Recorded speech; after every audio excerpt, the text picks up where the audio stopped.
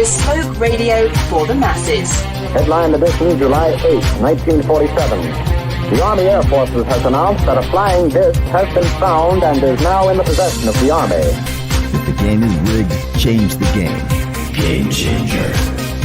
I occasionally think how quickly our differences worldwide would vanish if we were facing an alien threat from outside this world.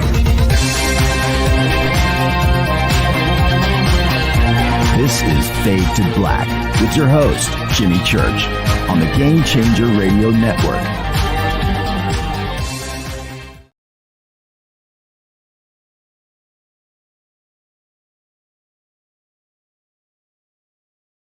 Don't worry, I'm here. Fade to Black. Wednesday, March 22nd, 2023. I am your host, Jimmy Church. I was adjusting things. I was moving around the studio. I was doing stuff, and I just didn't get it done in time, but I'm here. All right. Tonight, this is a very special show and a big show because Pluto is in Aquarius. Well, that's going to happen tomorrow. There is only one person to consider for the guest spot on this show tonight. That is David Palmer, the Leo King. We are going. This is one of the biggest events ever in astrology and in our solar system, like in ever. And going around the internet today and reading the comments from different sites about this, this is a very, very big deal.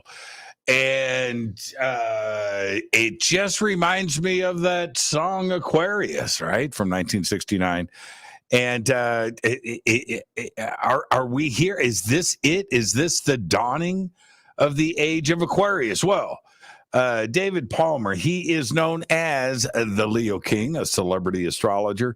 He's got a lot of things going on in his life. You can check out everything over at theleoking.com. Not going to go to his bio. Is like this big. I'm not going to spend 15 minutes on that. I am going to spend 15 minutes saying, welcome back, David. How you doing, my brother? I'm doing good, bro. Great to be back with you.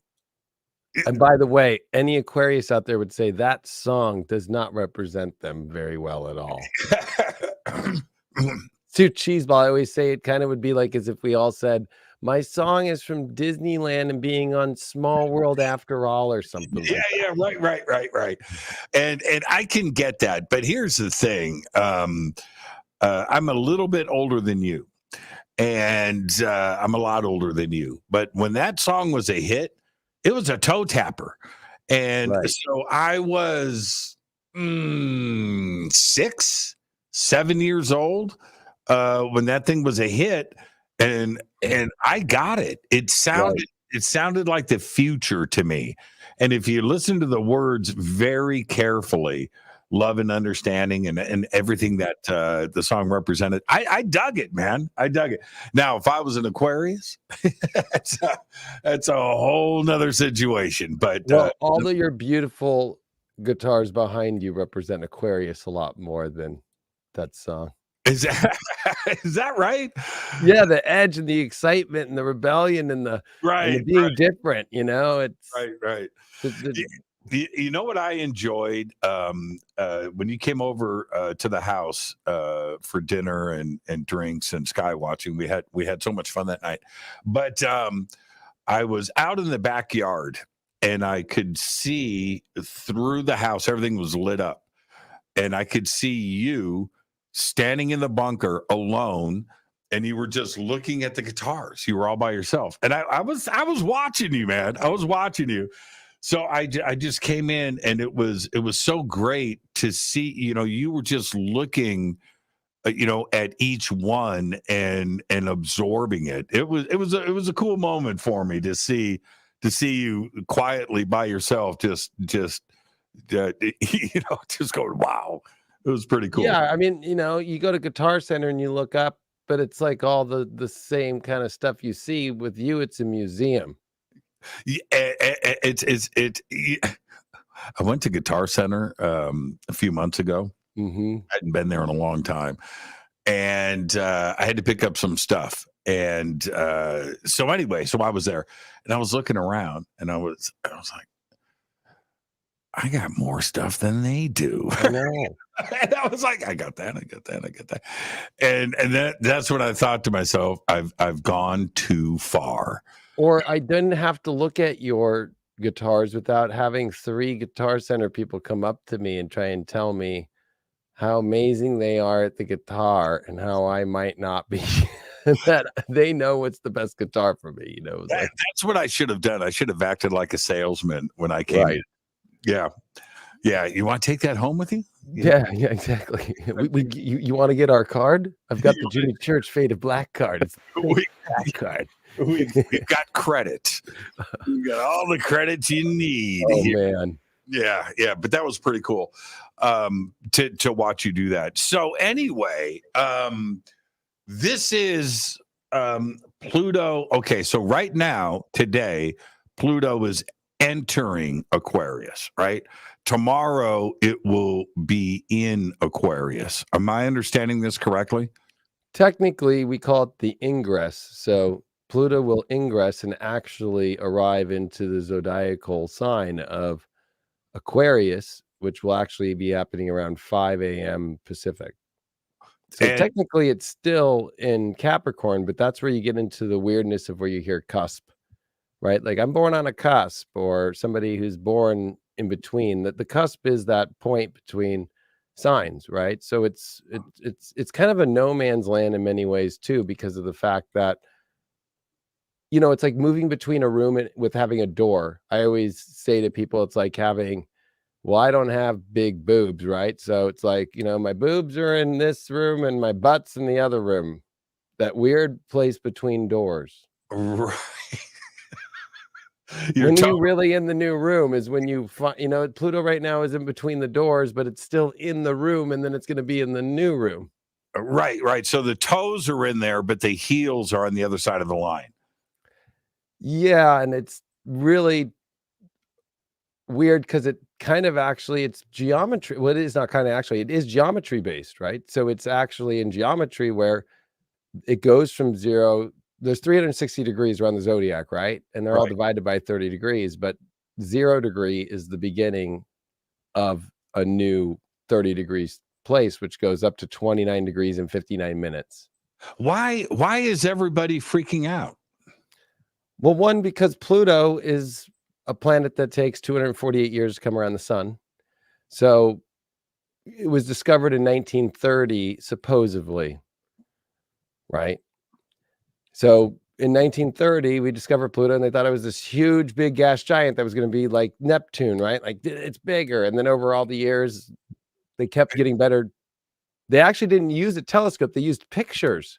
And then they were able to find through the pictures in 1930 that there was something there. And then they finally just started looking at it more. And then they realized it's not gas.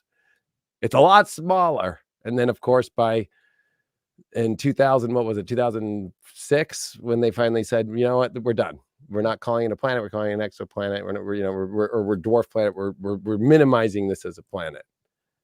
But what's crazy is the fact that it takes so long to go through a zodiacal sign, but it's not the same amount of years in every sign. So when it was discovered in 1930, its fastest part of the orbit is through 1930 till 2018. Mm-hmm. And of course, if you look at how things have gotten really weird and how fast humanity went through transformation, went through things like the atomic bomb being created, technology, like the amount of stuff from 1930 to now has been overwhelming. Right. What's the subconscious or the repressed part that Pluto represents, these deeper, intense emotions, and the hidden element, because it is this weird planet that doesn't follow the rules like the other planets. All the other planets go around the sun and they stay within declination. They might go up and above just a little, but they don't go like goodbye. Yeah. And it's 17 degrees, right?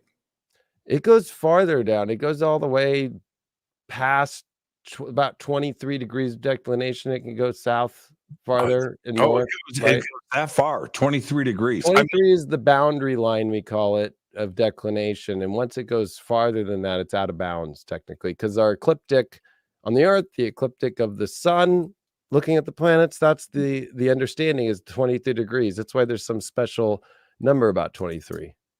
Yeah, And the tilt of the Earth is 23 degrees too.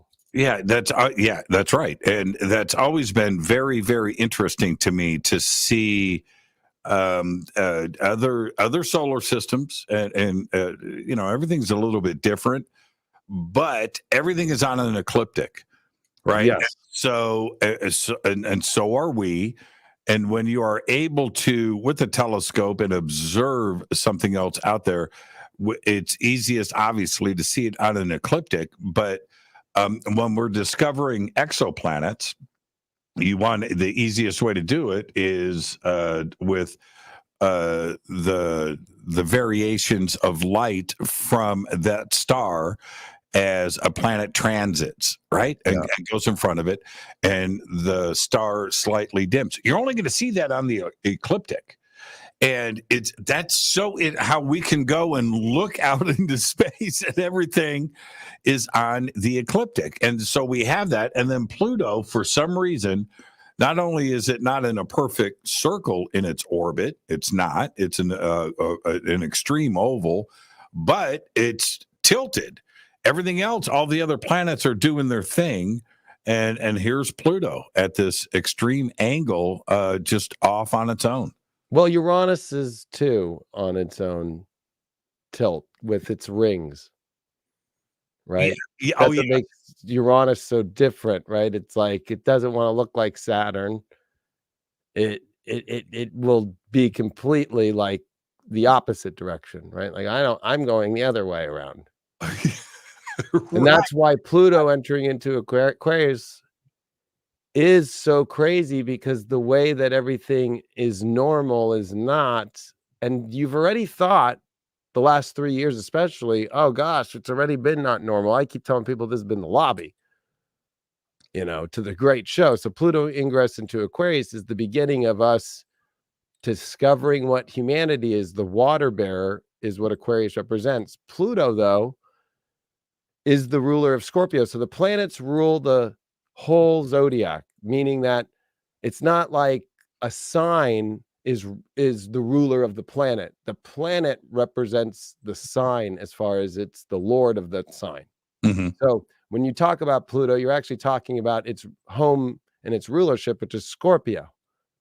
So Scorpio deals with the most personal, fixed, intense emotions of our desires and our wants that sometimes will push out of the boundaries to go for in the physical, right? You want something, some people will do shady things, or some people to have, if they're attracted to somebody, you'll do the most extreme emotional things. If a breakup happens, right? It's like, I don't want to lose this. Oh my gosh, right? It's very extreme. And Pluto also, when it came in 1930, was right when the Great Depression happened, when we found it, at least. Mm-hmm.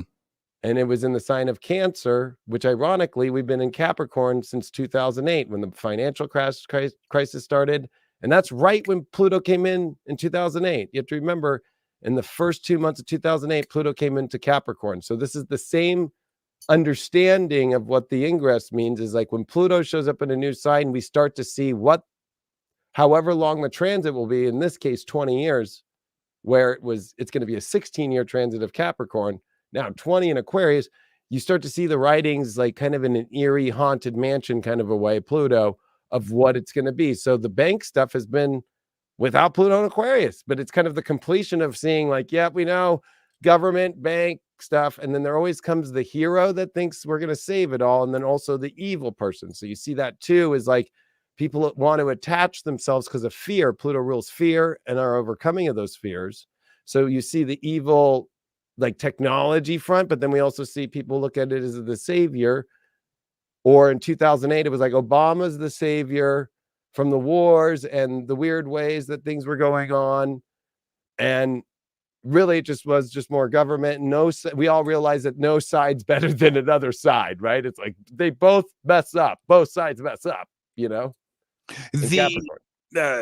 When you bounce around on different sites, which I did for the last 3 days, just observing this, The comments are, well, I'm going to say they're extreme. I mean, I think that people are really reacting to this and understanding, or trying to understand, I should say, what the impacts are. But you look at the headlines, David, and it's things like the headline, right, of the article: Pluto will affect every zodiac sign for the next 20 years, right?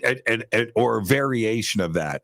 These bold things. And if you're a student of astrology and you follow this, this is a really big deal. And people are, looking at these headlines and starting to react. So this is going until 2043. Am I understanding that correctly? Yeah, into 2024. Pluto now is entering into its longest part of orbit around the sun, where it takes longer on one half of its orbit to be than on the other side of the sun.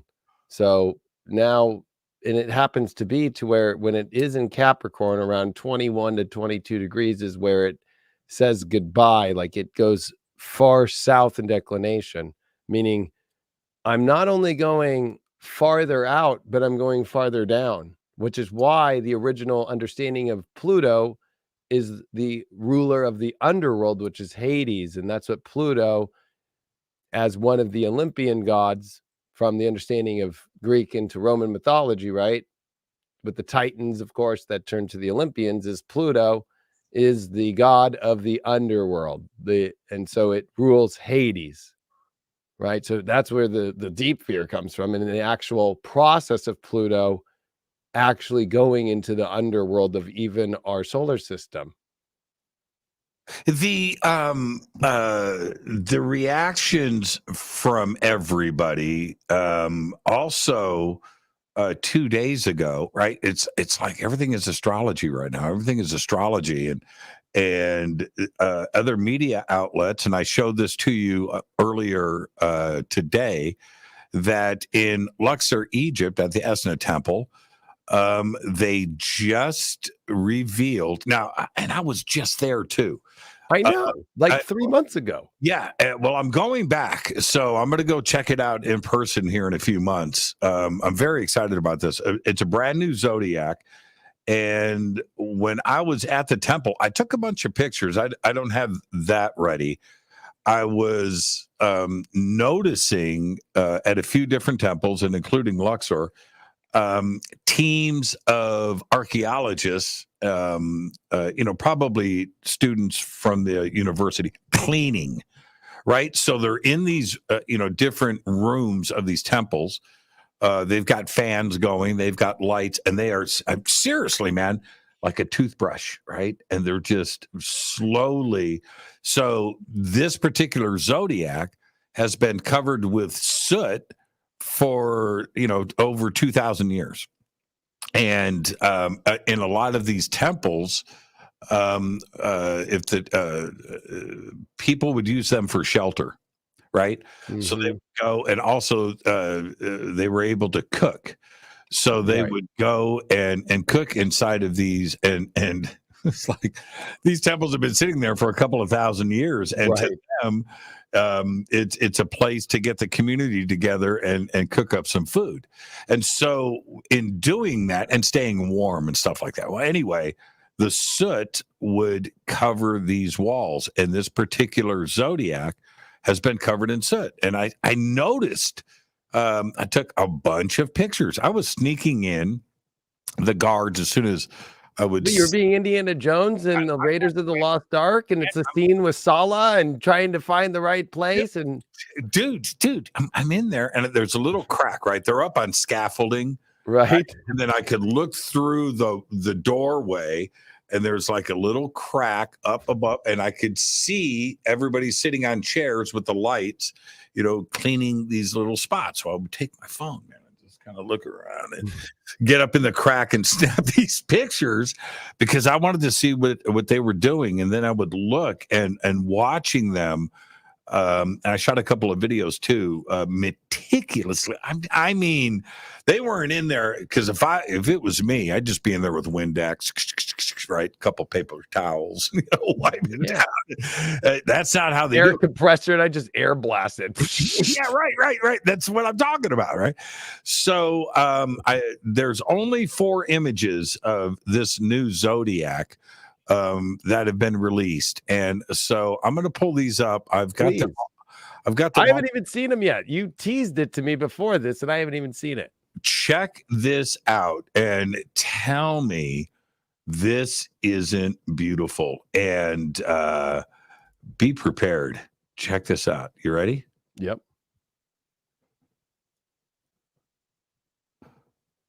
Look at that. That's obviously Libra. No. And look, that's Scorpio. And what's great about this is above the Scorpio, look at the stars in the sky, right? That's what that is. Those are stars. But look at that, man. Isn't that incredible? What's interesting to me is that it does have a fish-like quality to it, number one, right? With the eyes. It kind of looks like the scales of a fish with it. At the same time, too, the scarab beetle in Egypt astrology used to represent Cancer before the crab. Yeah, that's right. Yeah. That's and right. Then I counted there 10 stars, but there might be more. Yeah, this is only they didn't really. Well, I've got other images. Okay, so and we can come back to that. So check that out, man. Wow. There's Sagittarius, the Archer. And see there, 1, 2, 3, 4, 5, 6, 7, 8, 9, 10, 11. And that's just in this. Those are inverted stars on the bottom 3. Yeah. Very interesting. And see the scorpion tail? Yes. Yeah, again, like I was saying, my butt's in this, and my My Pamela Andersons are in the front. And this is what let's go to the next one. We're going to come back to this. Okay, we're going to come back to each one of these images. The twins. Yeah. Gemini. Look at that. Isn't that incredible? Yeah, that is amazing. So and the Taurus would be next to that to the left, I'm assuming. I mean, guess what? I just noticed. If I'm seeing this correctly, those are life size. See the bottom, that's the floor. Right. And that's the ceiling. Holy crap. I cannot wait to see this in person. Well, do you notice the bull heads? Mm-hmm. So they're showing the cusp as I was talking. So you saw the scorpion tail on the Archer. Mm-hmm. Then the bull, Taurus, is what comes and precedes Gemini. So the twins have bull heads. Okay, let's look at this next one. So that's why there isn't one complete picture. Now showing the blending.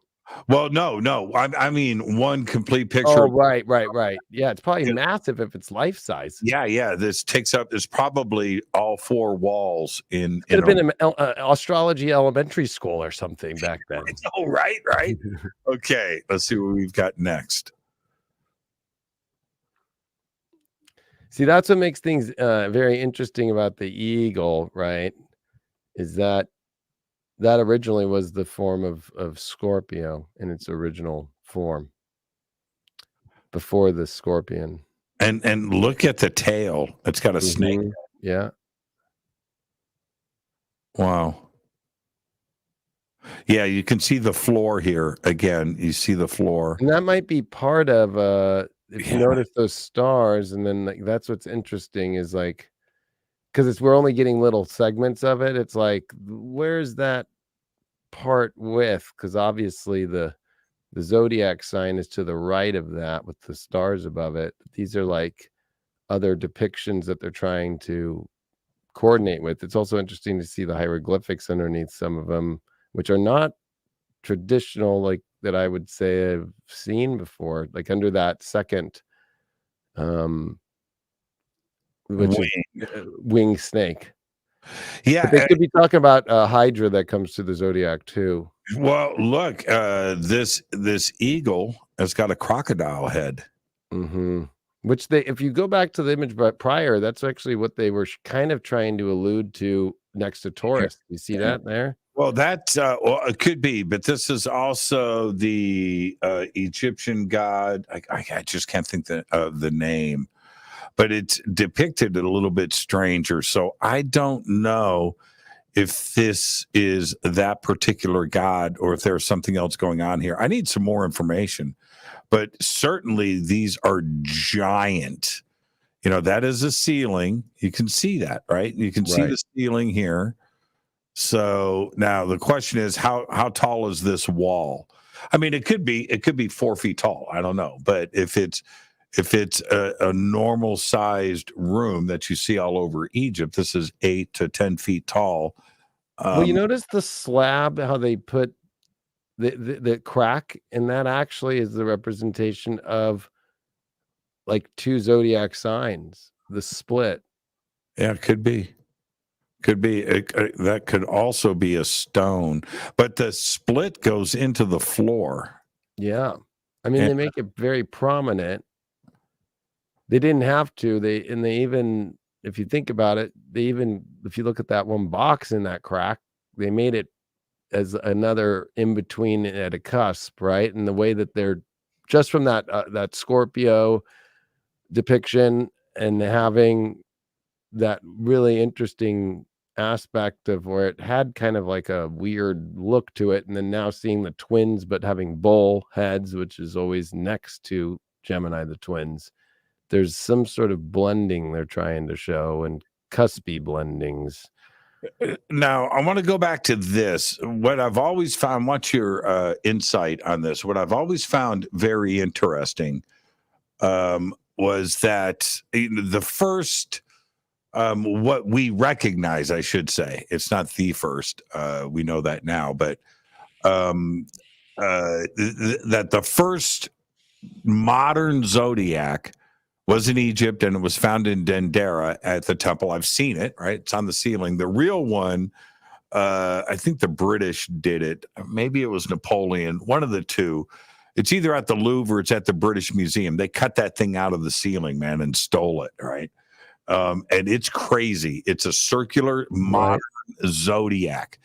And then so they made a cast of it and put the copy back into the ceiling of Dendera, and it's there, it's painted, it looks great, but it's not the real one. The real one is in Europe.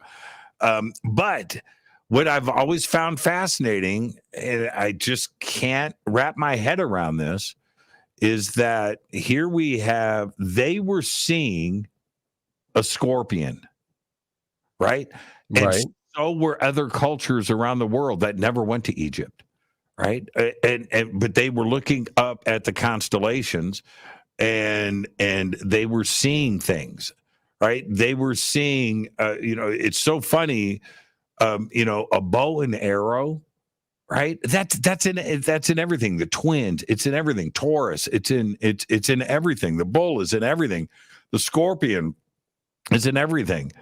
Do you think that's because everybody was visualizing the same thing independently, or that they were communicating, and maybe there was communication around the world, 5,000 years ago? I can see it from both ways. I mean, I think that one of what makes Scorpio so interesting is that Antares, the greatest red giant star, which is the biggest sun in our whole solar system, or in our whole galaxy, right, is in Scorpio. So it of course, stars blink, right, where planets don't, and you can see how red it is, right? So the reddest of all the stars is in Scorpio. So that always has given it that depiction of that fear of like death or war or intense aspects, or why if you just go up and down in the Netherlands, right, you go and you associate that with the red light district, there's always the girl in the window, or you go to Vegas and if you see a red and black energy, you know, or you go to a lingerie store, it's always black and red, you know. That's always been the association with that scorpionic energy because of the star itself that is in there, right? Or if you look at Regulus, the star for Leo, it literally looks like a lion, and the star is the only star that sits on the ecliptic. That's why royalty or kings are represented by Leo, because Regulus sits on the ecliptic and it's the heart of the lion right on there. So I look at it from, everybody could have probably seen that over time, but also I'm one to think that we live in a world to where Pluto and Aquarius is about to unearth Pluto. It takes everything, because actually the idea of mining and getting metals from the bottom in our earth is a very Plutonian thing, right? So we're about to mine to find what we are as humans. We don't know who we are. And we're about to be shocked by what we thought we were. We aren't, or where we came from, or if we're even from Earth. Especially, I don't know if you just saw that Japanese asteroid that they just found, that they found RNA and B3 vitamin niacin in it. I mean, honestly, that's already one of the 2 or the 5 of the building blocks of our DNA in an asteroid. So that kind of makes the idea that nature that we defined it as is, maybe it's not. This is, I mean, we don't go live in the trees like everybody wants to. We all go in a house and even the Egyptians, they build pyramids, they build temples. Everybody is like, get away from the environment. Right. We're going to get back to Pluto in just a second. When we hear over and over again, David, we are stardust. Star gave themselves up. A star died so you could be here, right? Well, and you hear, and a lot of people that just have a closed mind, they're like, man, that's just some new agey, bullshit. It's not. It's not now. No, it's not. It never has been. The oxygen, the air that we are breathing now is the same air that the pharaohs breathed, or the dinosaurs, or whatever. It's the same air. It's not new air. There's, it's the same. And what is in your right hand and what is in your left hand are 2 different stars. Yeah. That died to bring us here. And so the idea of panspermia and these ideas, even octopus, right? There's theories that sentient beings that we finally define them as. Yeah, fully alien. I mean, octopus are completely different than any other species on this planet. But here's the thing: when we turn around and contemplate the significance of the building blocks, the basic sugars, the basic chemistry of the building blocks of life is floating around in the vacuum of space, being dropped off everywhere. Right? That's great. That's just vitamin B3, man. Niacin was just found on this asteroid. Right. And it's complete. And RNA. And okay, so RNA, and this is the other interesting part. DNA, we talk about all the time, and DNA is special, and it's very, very, very, very complex. So is RNA. And RNA doesn't get talked about as much as DNA, and it should. RNA carries the instructions, right, and transfers the data on what to do for life. That's so without RNA, there is no way. And we've got asteroids landing on this planet, hitting this planet and hitting other planets with RNA. And just conveniently has niacin on it that RNA needs to get working. It's like, wait. Can we have a discussion here about really what is actually going on? That's what the best part of Pluto coming into Aquarius is, but it's going to shatter what we think all forms of intelligence. Aquarius is about air. It's an air sign. Always people think it's a water sign because it's a water bearer, but it's an air sign, but it's also a fixed sign. There's modalities. There's only the three modalities. There's the cardinal signs, which start at the cardinal points of understanding the start of the seasons. And then, of course, the fixed signs, which are in the middle of the seasons that are very fixed oriented. Cardinal is about starting something and moving towards it. Fixed is about holding the nature. And then mutable is about change and dissipation and mutability. So mutation. So when Pluto is moving into Aquarius, all our fixed intellectual ideas of what we think the world is, the humans, the universe is about to be completely imploded. So things that we think typically should work, experiments that always work, won't work anymore. Like what we're seeing with James Webb Telescope, right? Like, well, this doesn't make sense anymore. So all of Hubble's stuff went out the window just in the last couple of weeks. Just like, oh yeah, you were wrong. We were wrong. There's going to be a lot of we were wrongs and it's going to be about how people are going to be able to accept this, because already there's so much conspiracy. Pluto rules conspiracies or collusion to the field. There's already a mistrust of science now, and Aquarius rules science. But that's where it's going to be the weird things is now people are in a place to where you're going to have to take that not all science is always colluding against us, because we have to find our origin. It's really what this is going to be about. What is the human origin? What is the origin of what the hell's really going on? Right. Because so I think people think disclosure was like more of like some outside, like, event kind of thing, when the events are like more of a deeper sense of uncoverings.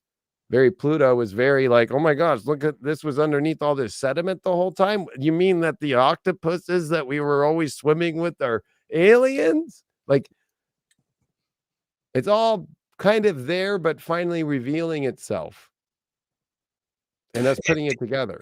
Yeah, and if we science, okay, here's the deal, and I know how a lot of people think, because I think this way too as well. We are always battling the man, and there is a lot of truth that is kept from us. That's a fact. It's just a fact, and our deep history and things, some things we need to take upon ourselves. Yeah. But that doesn't mean that science hasn't been our friend. Science itself. I'm not talking about the man, those that control education and those that are funding science projects. I'm not talking about that. I'm not talking about government. I'm talking about scientists. Right. And if we back up and we think about the importance of scientists from the past that gave up their lives.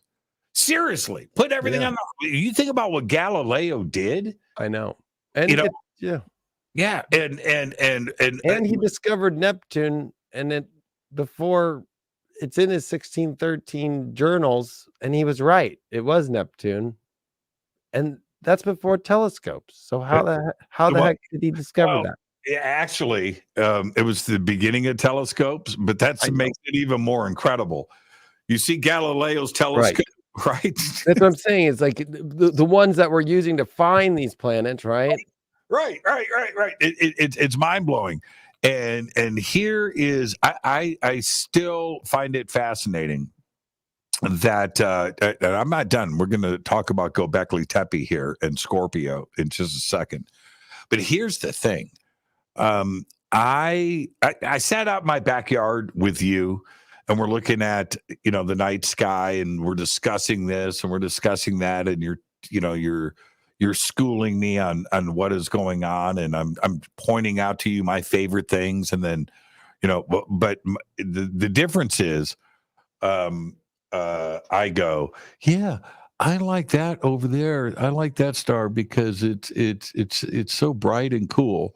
That's my comment. David goes, well, that's Regulus. That's Beetle. Actually, it was the algal that you like, the binary star that blinks more on one side, and then the other star blinks more, and It's so. Yeah. It's kind of like if you think about Charlie Brown. Charlie Brown and Lucy are lying in the grass, and they're looking up at the clouds, and Charlie Brown goes, "That's cool. It kind of looks like a duck." And then Lucy goes, "Nah, kind of looks like Washington crossing the Delaware." If you think about, it's one complex mind working, and then the cartoon mind. I'm the cartoon mind, and you're the complex mind. But here's the thing: when the ancients, because I can go out now, I know what planets are there. I can look at the constellations and I can pick things out. But I've been working at it, and I have modern data and people like you to help me through this. But the ancients, they would see Saturn, they would see Jupiter, they would see Venus, right? They would see these things, and they figured it out, that they were different than the stars, and that there was something else going on, and there was something moving in the sky that was independent of the stars. And for them to go and figure that out, and that includes Galileo, and Copernicus. Copernicus is kind of a knockoff, but yeah. Well, but Copernican, the ideas of church funded. But he still said the sun was at the center, right? And I get that. I just there's a lot of, as astrologers, you have to remember that was also the end of astrology and the beginning of alchemy turning to science, and also the end of astrology and calling it astronomy. And it was all funded by the church. Yeah, to get rid of going all the way back to the beginning of Christianity, which actually really starts with a Roman emperor. You know what I mean? Like it's one of those, right, that wants to change everything. So back in 325. So it's one of those moments to where they finally get their grip to get rid of this on people, and even change the Bible and do all these crazy things because of it. Yeah, they actually thought, this is the thing, they actually thought that they would get a confession out of Galileo, right? And everything was going to be just fine, and they would control the narrative. That didn't happen. He goes into house arrest, and only because of the sun being at the center of everything and not the earth, right? That they had to control that narrative. It was so important to them. And in the end, it not only did not turn out to be important, it didn't change things, but Galileo was right. And you think about the looking at our solar system, then looking out into the Milky Way, trying to figure out what was going on, because at that time, and this is where we head back to Göbekli Tepe. At that time, and I've looked at all of the ancient scripts and books dealing with this, they thought, and I can kind of understand why, that the stars were a wall, right? The firmament. Yeah. It was a wall of stars, that there was nothing between us and the stars. And then when you got there, it was a wall of stars. And that was the general idea of the time. And Galileo said, no. There's something else going on here. And to be able to deduce that's how great his mind was. And he did that with a telescope with handmade lenses. Right. It's insane to me. And he turned out to be right. That's what's so incredible. And then what happened today, David? Now the Vatican has their own observatories. Right. That they just don't. They put up a video on YouTube that has like 1,000 views, and none of the Catholics watch it. Or like this is a King James Bible from 1625. So you have to remember King James was the king of England at the time, and also became the first king of England and king of Scotland, and brought them together.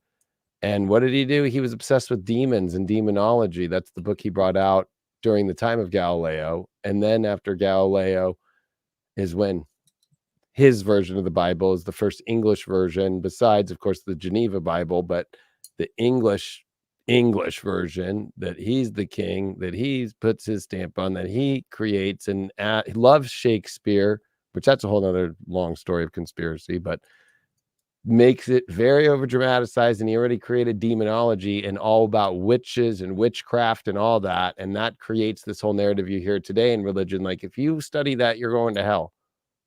Prior to that, that was not there. The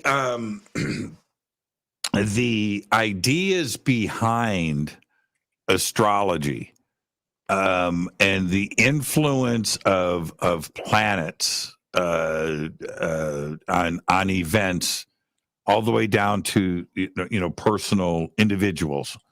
This was something that has been talked about in every single culture on this planet.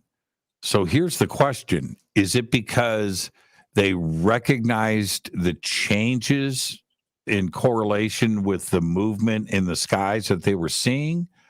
Or was it something else, and maybe something more spiritual and divine, where this information maybe came from above and down? You could look at, there's many different places that it's been observed, especially there's the Western point of view, which is mixed with Egyptian, of course, and then that turns into Greek, and then that goes into Roman, right? So there's that's the Western point of view. Then, of course, there's the Vedic point of view, which is from India. And then, of course, there's time periods where in the West it got dropped. You have to look at like 600 to about 1,000. It's actually being held by people in the Arab countries. So the Arabs held astrology together for centuries for us. So that's where you get their version of things, and where they actually create different table systems, and they create lunar mansions, and they create all these things that keep it alive.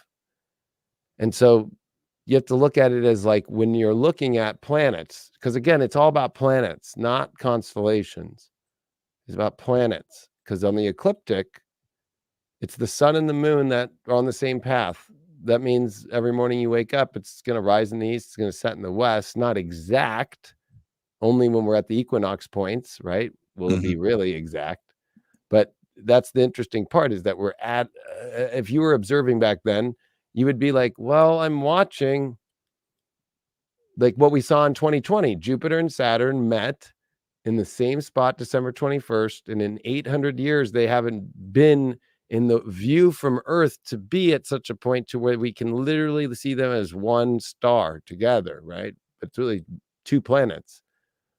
So it's like, if you would have been observing the watching of that, especially when that happened last time, was when the astrologer for the Pope in the 1340s, before the Black Plague, warned of conjunctional astrology. So they used to be very basic. If these planets are coming together, and of course you have to be doing this at night, which I think is funny, is most people live their life in the day. They go to bed at 10 p.m. and then they wake up and they never go look at it.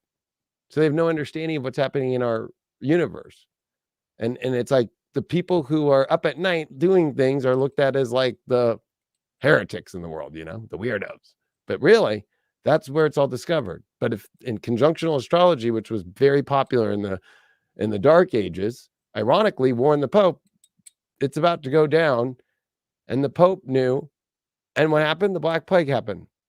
The University of Paris at that time said that conjunction, which was in 1343, created the Black Plague. That's what created the plague. And that was also at the time of, it's weird because we're in the same astrology as those times. Yeah, it was, you know what? Do you know we're on the anniversary of that? I think it was March 19th, 1343. What's today? Or I think it was 1345, and then 1347 was when.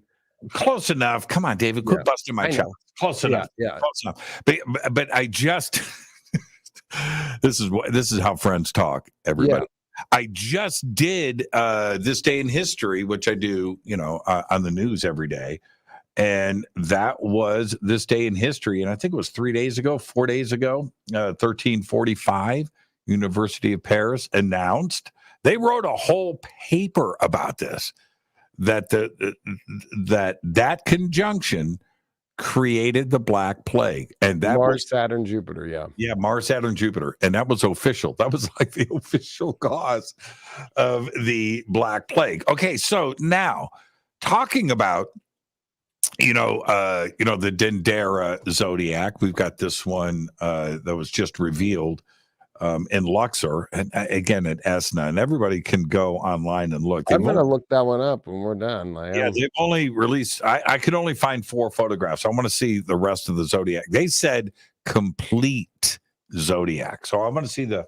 We've got 8 other images that are due to us. I want to see the VR version. Yeah, right. I want to go in that thing in VR.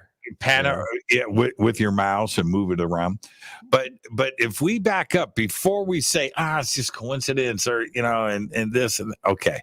If we back up 7,000 more years before Dendera, that's a long time. 7 millennia, 7,000 years before Pillar 43 and Göbekli Tepe has got a zodiac on it.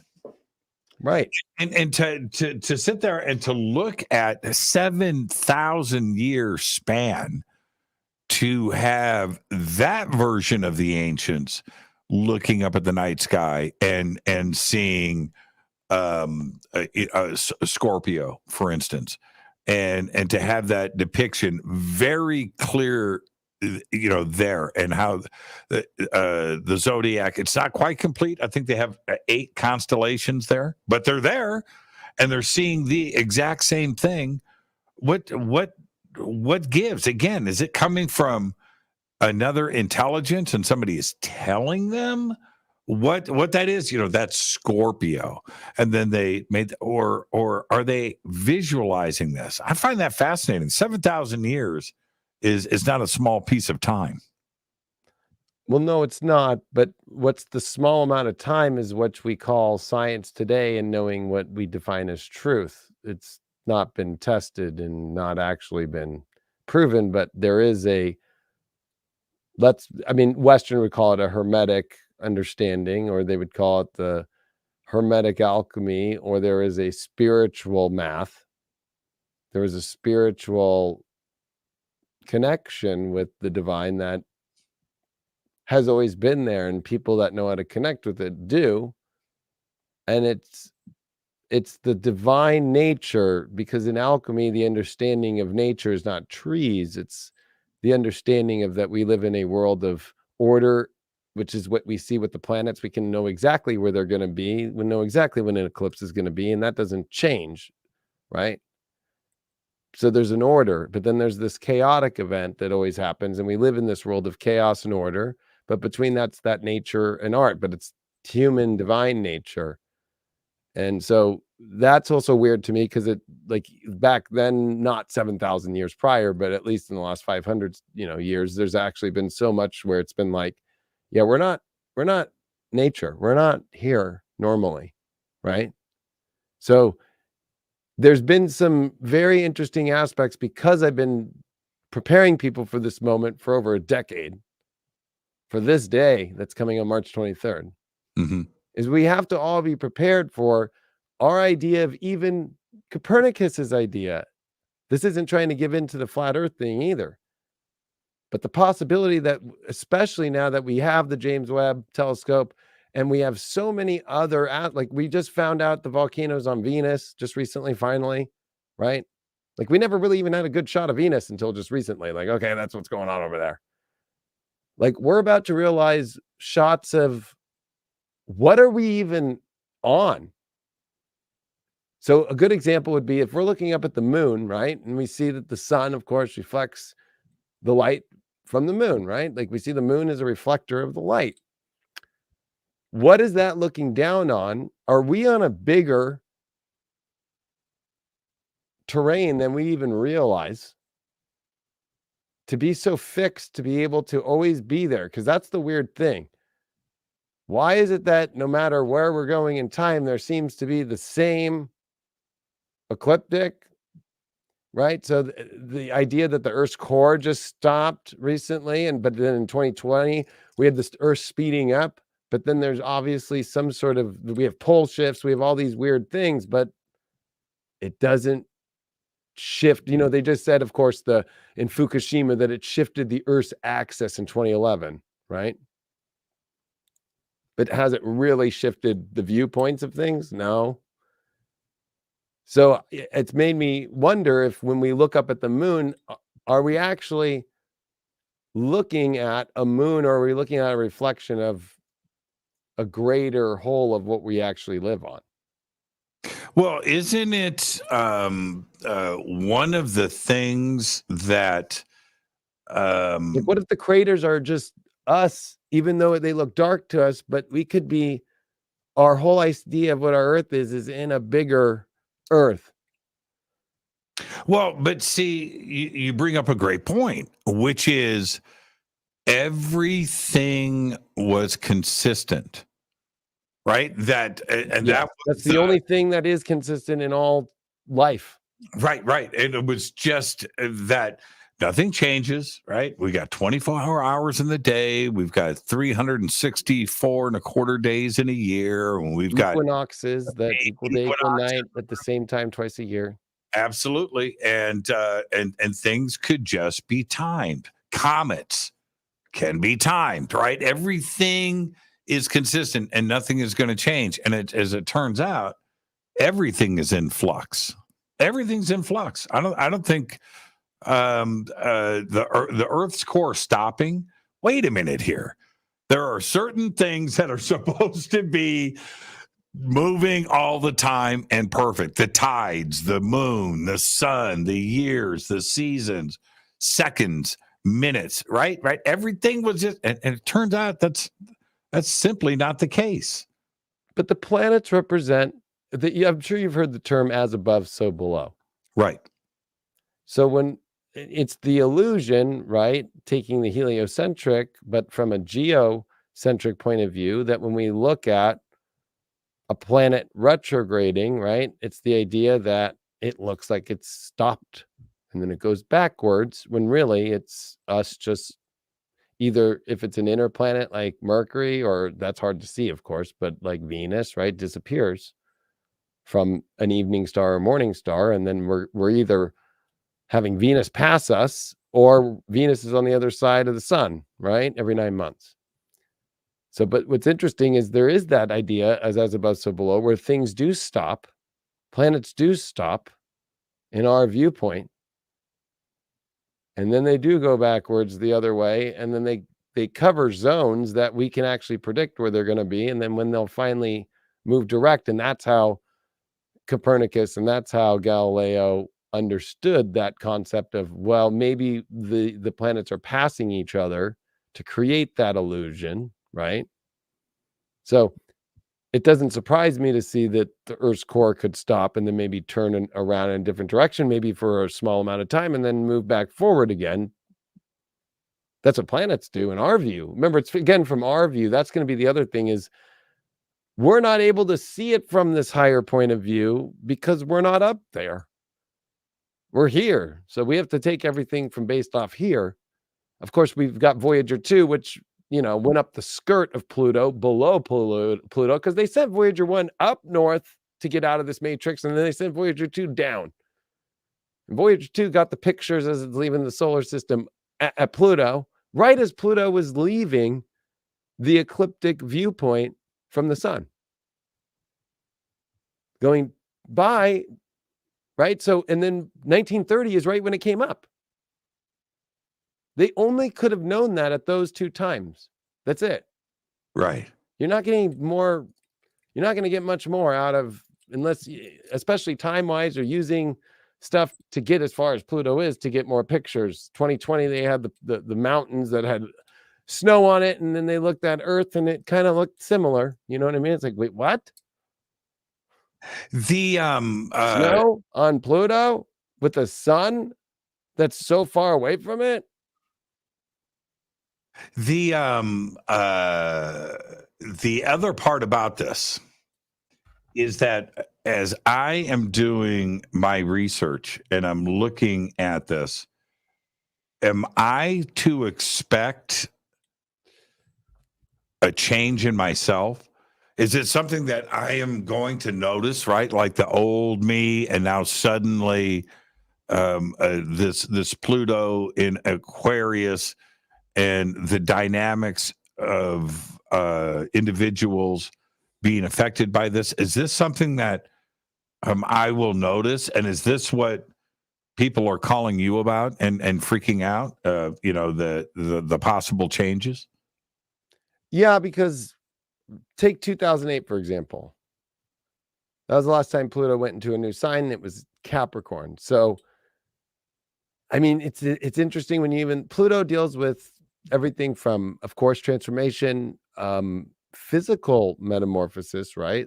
It's also the ruler of death, right? It's Hermes, the underworld. So there's this uncovering of what's really going on that's repressed usually, it's dealing with subconscious on the deepest level, right? It's like awakening over a long period of time. It's not an instant thing. Pluto is not like, it took us from 2008 to finally here, literally just within these last couple of weeks for us to go, yeah, the bank situation's pretty messed up, and the government and how it controls the banks through a central bank and blah, blah, blah, around the world. Same thing in markets. That's what Capricorn's about. Structures of government. Pluto deals with investment too, and finance, because it's not tangible goods like Taurus. Like I can hold in my hand $1. That's Taurus, right?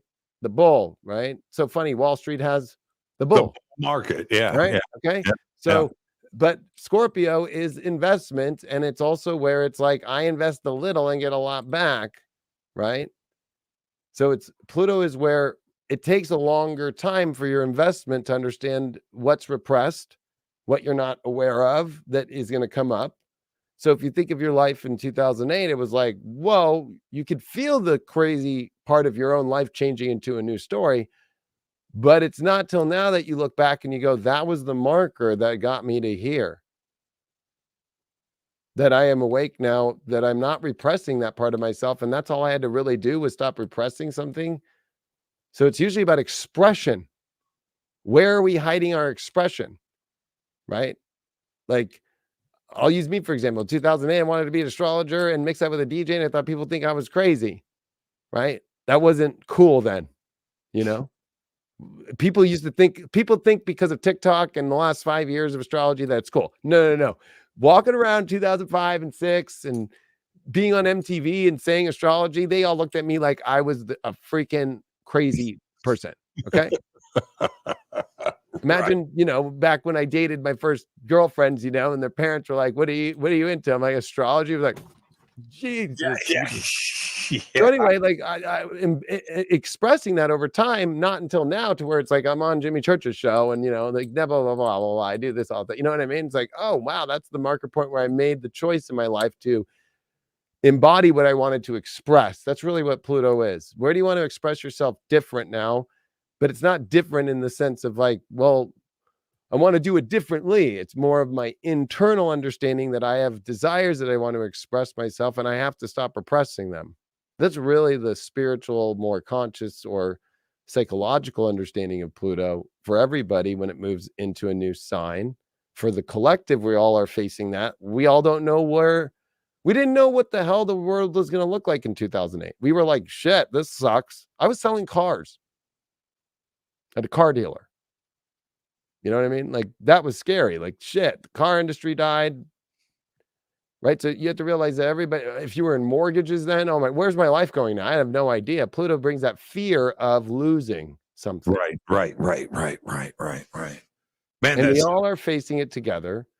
Right. But when you come into Aquarius, it does represent humanity. So we all have to look at, no matter what zodiac sign you are, even though individually it's going to deal differently. If you're an air sign, for example, this is a greater time for you, but it's about, it's really time to express yourself in your communicative aspects and in your mental aspects and go for it, and don't hold yourself back anymore because you've been just dealing with more emotional aspects of like, should I or shouldn't I? You know what I mean? I do. We're going to take a break here, everybody. When we come back after the break, I'm going to go through each zodiac sign for everybody with David and see what those changes are. I'm a Libra. What does it mean for me? I'm very curious about that. So everybody in the chat, just let us know. And also, everybody in the chat, I'm going to post it right now. I want to know everybody's sign. And then in the chat, there's a lot of people in the chat, but I want to know everybody's sign. And think about where you are right now in life and listen to David. Think about everything that is happening right now with Pluto entering or moving into Aquarius starting tomorrow.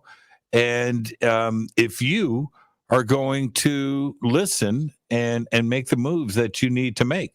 The moves, the changes aren't automatic, David. You don't get to sit back on your hands. You have to do something, right? I like to use Pluto as the example in the Matrix as the sentinels as they're drilling. Pluto takes a long time to drill. You know it's coming, right? When you're sitting down there in Zion, like the sentinels are coming. It's not like they're coming today, but they're coming. And the longer you wait in fear, well, that's the weird thing is Pluto kind of rules that fate. It also rules the ushering of us into this world and out of this world. Look at this, Scorpio. Let's go. Leo. I'm looking at everybody's posting the signs. Post your signs. Let me know. And everybody that is a Libra, I'm just going to say this right now. You automatically get the cool label. We'll be right back. More with the Leo King, David Palmer, right after this. Stay with us. This is Jimmy Church of Fade to Black. Please visit all of our sponsors. We're taking a quick break here. All of the links are below. And we'll be right back. Hey everybody, it's Billy Carson, also known as Forbidden Knowledge. I want to talk to you about a very special event coming up July 30th, 2023, the Forbidden Conscious Awards. We're going to honor people who have been contributing to the conscious community for decades. People that you know and love that have helped you get to higher levels of thought and consciousness and awareness. It's going to be a live in-person event, but seats are going to sell out very fast. You want to make sure you're there in person, and guess what? You can help vote for the winners. Voting is available on forbiddenknowledge.com. And the categories are going to be social media influencer, podcast/radio host, TV host, actor, director, producer, entrepreneurs, health and wellness, philanthropists, authors, field researchers, archaeologists, space anomaly hunters, and of course, a Lifetime Achievement Award. I'll be your keynote speaker that night at the Forbidden Conscious Awards. We have celebrity guests performing. We'll have a halftime show where we're actually going to perform music for you. And don't forget about the pre-event mixer, where if you buy a box seat, you'll be in the VIP section, and you also have private access to a VIP mixer with celebrity guests, shake hands, break bread, network, and then walk the red carpet with us and take amazing photos. It's going to be a night to remember. You don't want to forget this.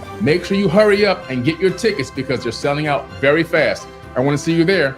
Forbidden Conscious Awards 2023. On Saturday, April 1st, that's right, April Fool's Day, 2023, I will be hosting the Parapod Festival at the Hyatt Regency right here in Valencia, California. It's a live one-day podcast awards. It's a film festival. It's a full-on media event. We're going to have sky watching. There's going to be a Lifetime Achievement Award presented to Linda Moulton Howe. Right now, you can submit your podcast, your film, your TV series, any of your paranormal media for consideration.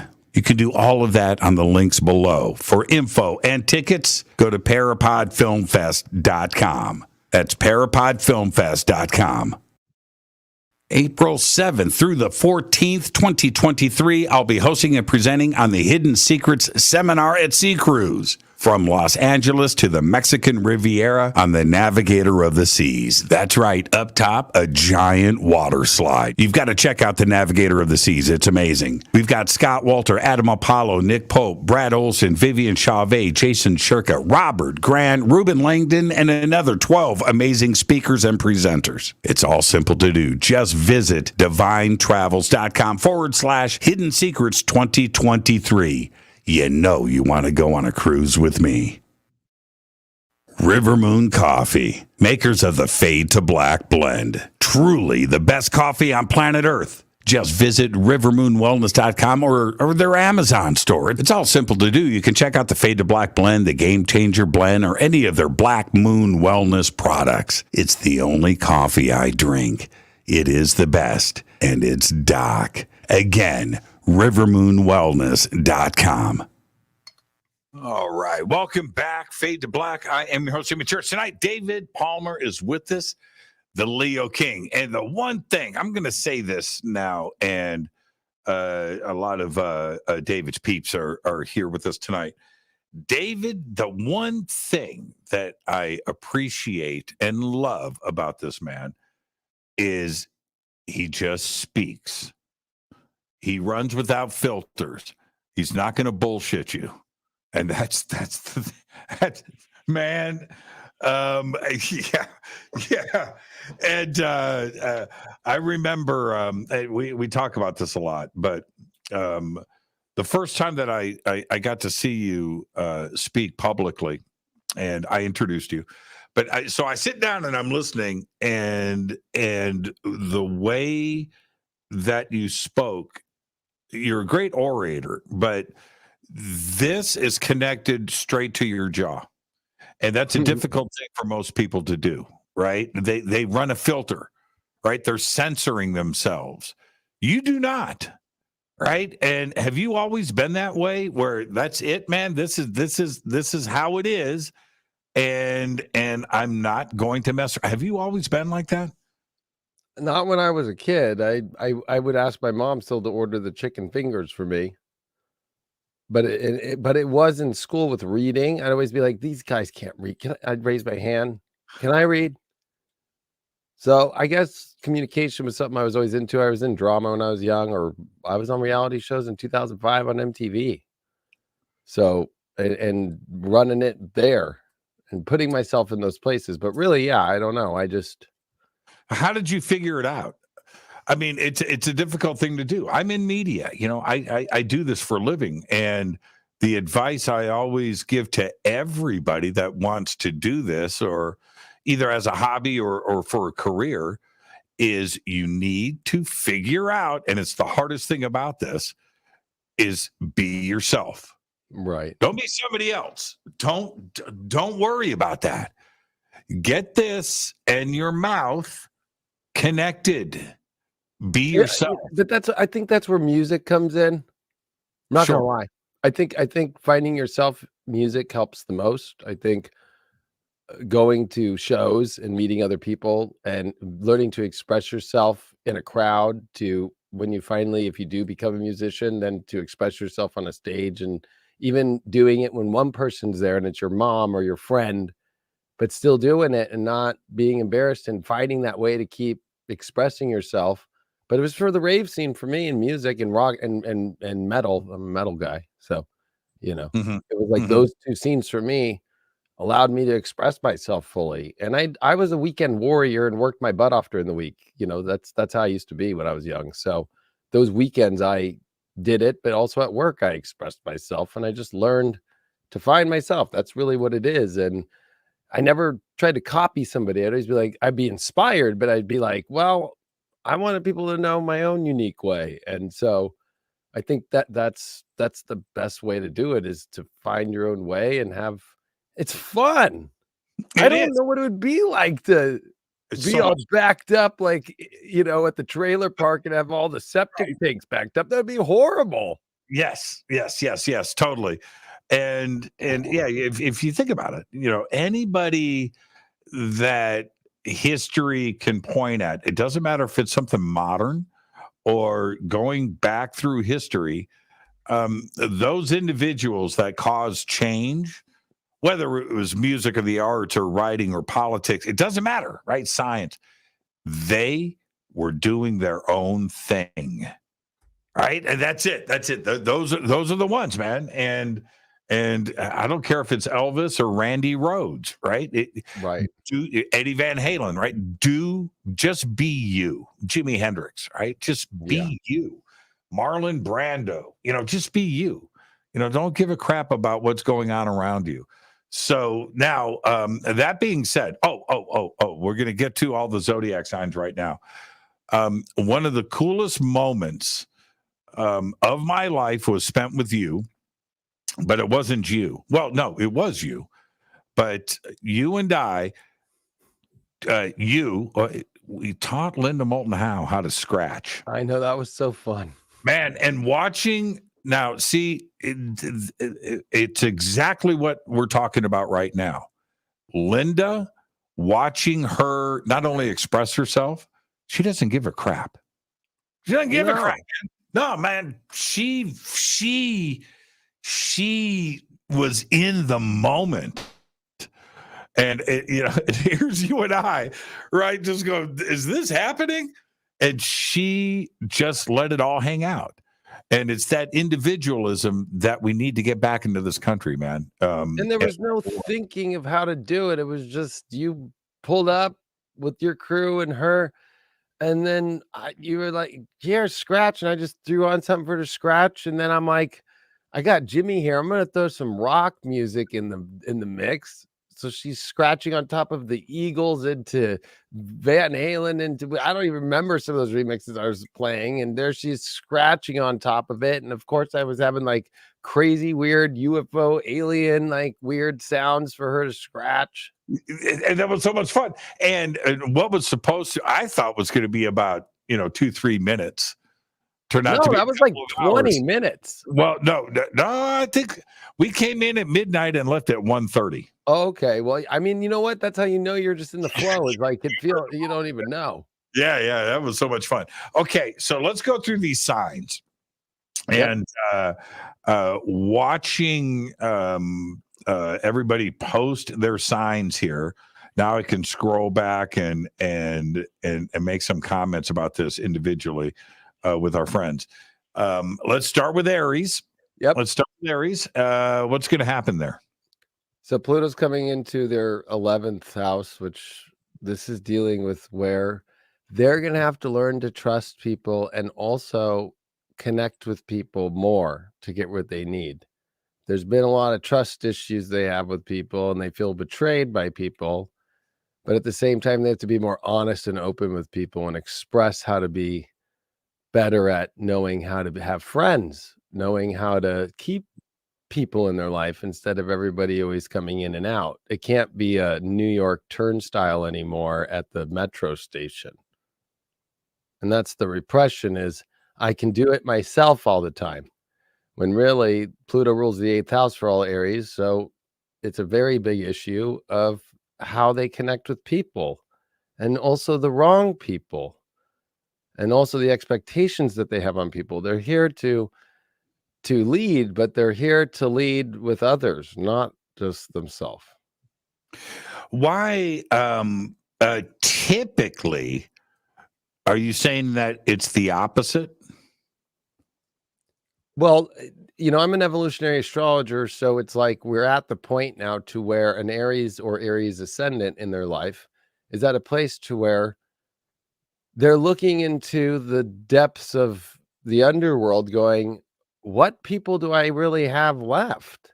Right. Okay. So it's like, instead of looking at it as what Pluto deals with outside entities. Like, what is that? It's always the repression. Like, outside is the issue. So for Pluto in Aquarius, for an Aries, it's the 11th house. It's like, these people are doing this to me. I don't know if I could trust people, but really it's the repression of, being a friend is like being cool and calling people and trying to come together and be part of the whole thing, where it's like, it's always your own issue. It's always what you need to get out of it instead of what does the other person need too? And how much do you do that? And I'm sure that Aries all do that, but this is where it's going to get to where that issue is with everything from going out more, unless it's only your thing, right? Celebrating others, spending time to call others and see others. These are where these are repressed things that are going to become more aware now. And it's about, if you want to get what you want in your life more, it's going to be through other people, which is hard for an Aries. It's always like, no, I do it myself. I'm Mars. I'm the ruler of Mars. I can go my own way. And now this is Uranus's house and Pluto is here. And so for an Aries ascendant, it's like, I'm only going to get it through community, not through my own way. I'm gonna have to learn to work with the whole table of people to get something done. Right. And be trustworthy to where I'm not backstabbing actually people by actually putting people against each other so I get what I want, because that's not going to work anymore. Right. Which was my question, right? So was it the opposite before this? And you're saying yes. Yes. Yeah. Wow, that's incredible. That's so Taurus. That's a flip. That's a flip flop. Well, that's what Aquarius does, right? It literally tilts, flip. Yeah. Right. So when Pluto comes in there, it's going to come up and be like something that comes up with underneath you, and oh my gosh, like, and it's going to flip everybody in this and whatever that house is for them, and whatever that zodiac sign is for their solar house. So yeah, I mean, in Aries, it's not a bad transit because it really is about knowing how to work together. And if we really are going to talk about spiritual warriors and leaders, well, they work at the table with people, not the opposite. So for them, it's pretty easy, but to them, actually, it's still going to be hard, but it's not going to be as bad of a transit as for some other signs. Okay, and we'll get to those. Well, I'm looking at the clock. Let's move on. I go fast. I do this every week. So okay, let's Taurus ascendant next. We're going to do Taurus next, but I'm so interested about Aries right now. I wish those in the chat who are Aries, that you guys are in your comfort zone, and all of a sudden you're going to be possibly facing this type of transition. Are you ready for this? You have to again, you can't sit on your hands. This is something that you're going to have to do. And if you were central in your lifestyle, right? If you were central, and now you need to embrace others, and you typically haven't been doing that, how do you feel about that? I want to see the comments, and then I'll pull some of these. I should also add that Pluto leaving Capricorn into Aquarius is where they've been spending so much time to reach a goal, and the whole secret now is going to be the revealing that it was working together with more people instead of just the goal itself.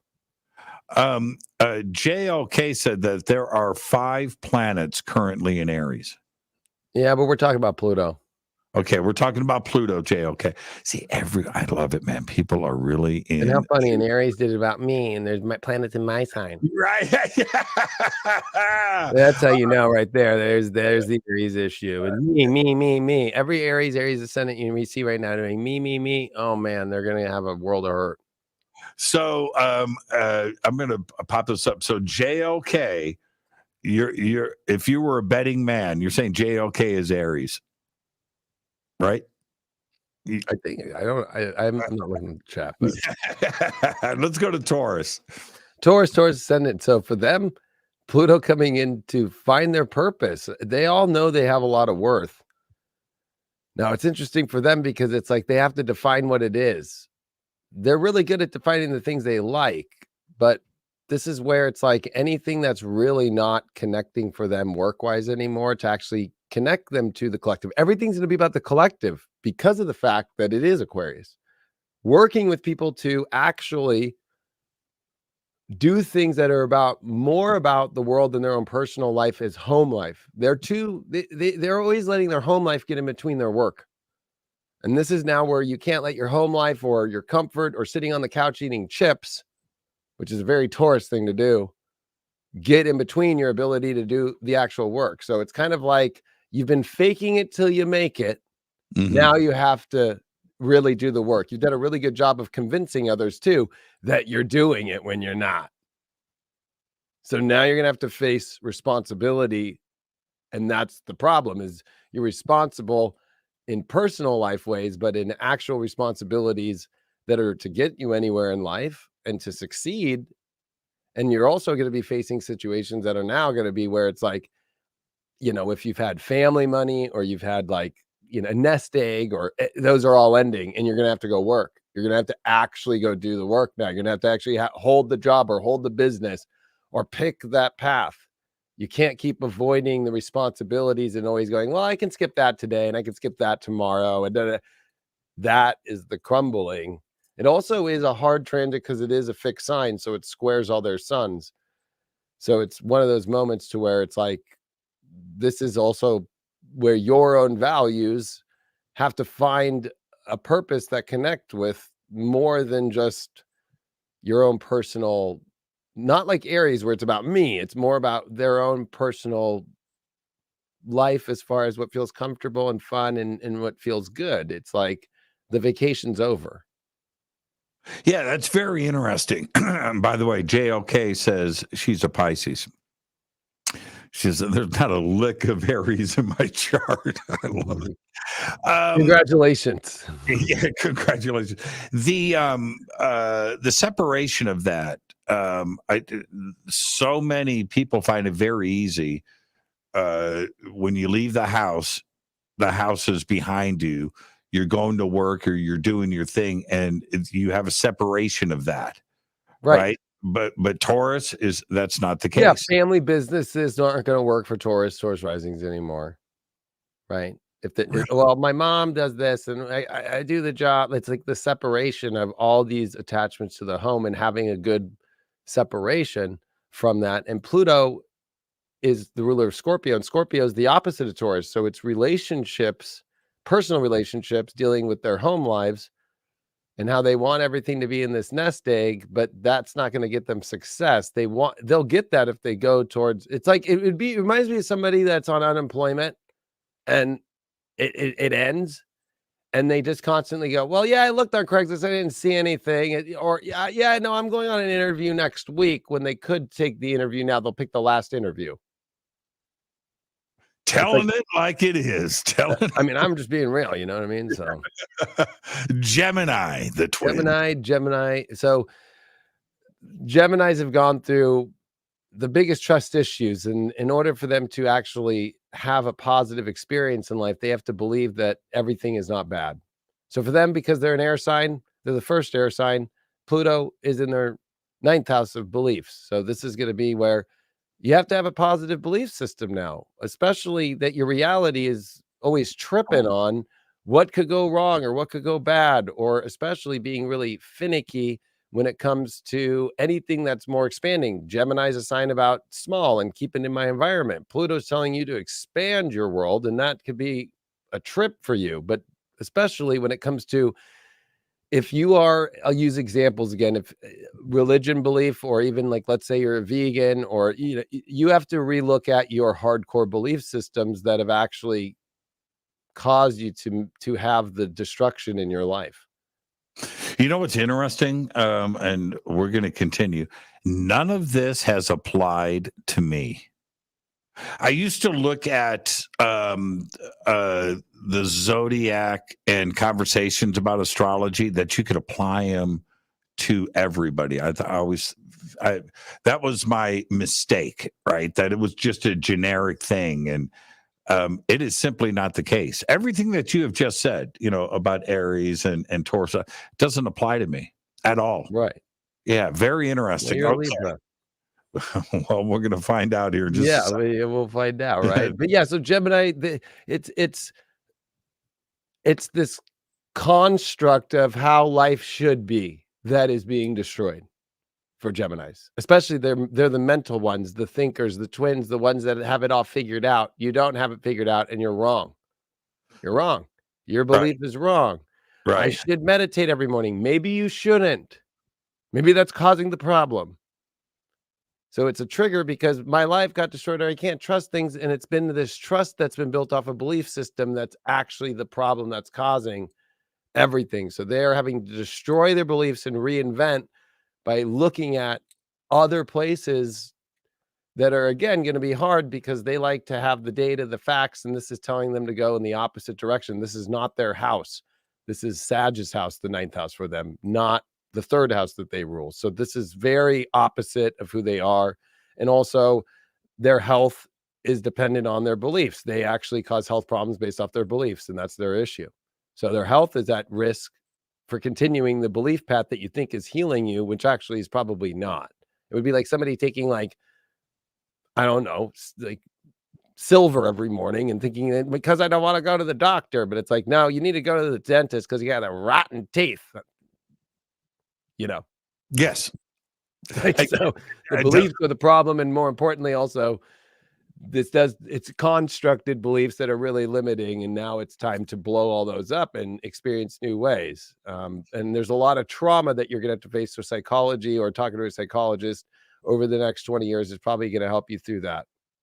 Okay, people want to know what are my moon and rising signs. You've done this for me before. I'm October 10th, 1963, born at 6 a.m. What does that mean?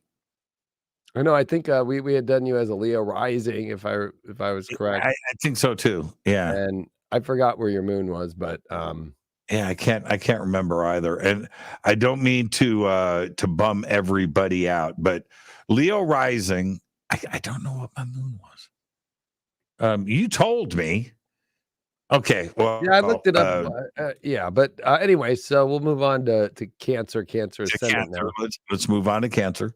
So they are going to be, when we talk about transparency and openness and not keeping secrets, and also, I'm just going to be honest, sexual repression. This is where Cancers are. They've been too concerned over what a relationship should look like instead of what they really want. So when it comes to their desires and expressing their desires, if you're with a Cancer or a Cancer ascendant, I mean, look at Elon Musk. You think that motherfucker's getting down the way you think he is? No.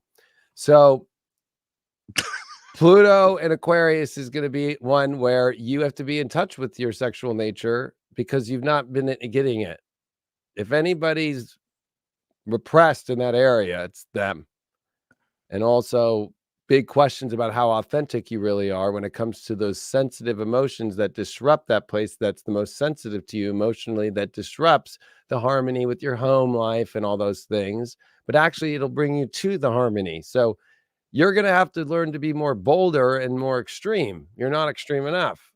You might be extreme in other ways, but when it comes to your real and raw emotional nature, and you can kind of see this coming. I use celebrities as like little anchor points for people to see. Like you could see how the turn's already begun with Elon Musk about expressing what he really feels. You know, he went from one extreme to the other, right? But we also don't even know where his real extremes are. And we don't know, what he really has in store with all the things that he's been doing. So Cancers have a big secret that they have to be willing to own. It's the dancer. It's the dancer that doesn't say they're a dancer. Right. It's right. Like, well, not me. I'm Betty Crocker. I make cookies and I love everybody. Yeah, right, bitch. Yeah, right. So, two Cancers in a relationship. Horrible. It doesn't sound like it would work. I don't know if I would want to have two full moons in life, or it'd be like the moon dating the moon man from McDonald's. Right. No way. Right. Talk about an emotional mess and two sexually repressed people. I guess they would join the AI bot and be trying to talk to that with Pluto and Aquarius. Oh yeah, the open AI is getting me off. Oh man. So, and they also have to deal with that. Like, it's not that there's a secret that's outside that they have to deal with. It's that they have their own secret that they haven't revealed to even their closest partners. Stop. Oh man. But yeah, what a crazy thought, right? Two Cancers together. Wow. Okay. So the last thing is that they had it the most extreme too. One of the most extreme is Capricorn and Cancer, because Pluto was in Capricorn, their opposite sign, for the last 15 years, dealing with relationships, and they have it in Capricorn, which is traditional. So the idea of the traditional relationship for them, they held up, or not at all. I don't want to do that because I don't want to hide. I want to hide the fact that I'm actually wouldn't fit that. So they have weird issues with relationships and connection and trust, and they'll be fully committed to somebody that they don't even know are attracted to, or they won't be committed at all to people they're attracted to. So they have to figure that out. Leo rising, it's about relationships and knowing that kings need to be cool with the people too, and that that's not easy, right? So we, as a Leos have to actually realize that, we're here to inspire people, but we got to keep them from revolting against us. So, we also like unique and different people. So just because they're unique and different, you're going to have to learn that you're going to have to deal with the emotional understanding that not everybody's going to be like you. And you have Do you feel we're going to do Leo next? But that's what before I'm doing. Yeah. well, I'm going to ask you about Leo next, I should say. You're the Leo king. Do you look at yourself as typical? I look at myself as the way that Leo is supposed to express itself, like with fun, fully bold, and not afraid, but also at the same time bringing inspiration. And I'm lucky I was born with Leo rising, Leo sun, Leo Mercury, Leo Venus. I'm pure Leo. I'm purebred. So and with the rest of the Leos out there, I mean, are you excited or concerned about tomorrow and the next? Well, 20 I'm concerned because I'm born the first day of Leo, so Pluto is opposing my sun starting tomorrow exactly. Right. So yeah, that's very, very interesting. So but the thing is why Cancer's was different was Pluto was in Saturn's house of Capricorn for the last 15 years. Now Pluto's coming into Uranus's house of Aquarius. So Leos, we don't like people who are like us. We want people who are a little different. We're attracted to different people who are not like us. But it's about understanding our emotions, about staying committed and understanding how to be with people who are different and not try to make them like ourselves. And also be careful of people and that are going to come to attack. Because one thing about Pluto in opposition to a sign means that there are people who come to try and take you down. Now, I'm a Libra. You're a Leo. Why is it? Is it natural that you and I just get along on every level and enjoy each other's company, and we can communicate very openly and because Libra's the third sign from Leo, right? If you take Leo as the first sign of itself, so that's the house of communication and intellect. And then for you as a Libra, Leo is the 11th house, which is the house of society and friends and all that. So it's the chatterbox city. Leo and Libra are the only two signs that represent love and relationship too. So there's that energy of, whoa, yeah, it's all good. And yeah, that's why Leo Libra have that positive vibe. Or if you take it from a king's point of view, the Libra is the diplomat that they send out, that they only trust to send out the negotiations of the country matters, if you know what I mean. So theatrics is half of the sale. Virgo,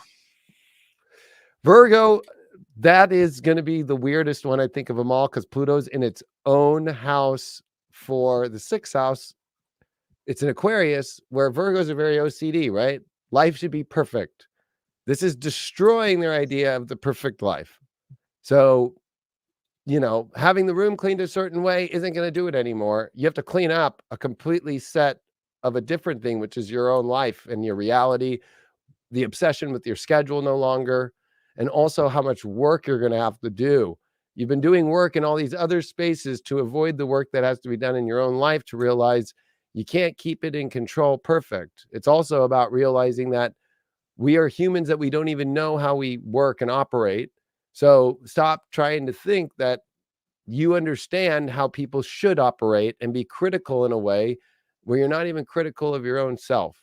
It's going to be one of the most weirdest places is for Virgos, because of the fact that it's their own house that Pluto's entering into, that's destroying all the things that they associate with, is having a certain schedule, having it be a certain way. It needs to be a look way. And also the criticisms that are really the criticisms of projections that are deeply embedded in how your mind. So this also has to deal with where the anxiety is laying that you need to look at, where the stress is become too much, which has nothing to do with anything outside, but your own mind and your own way that you deal with your reality from your mind's point of view, that you can't be a mental reality liver. You have to be in reality, not mentally living through it.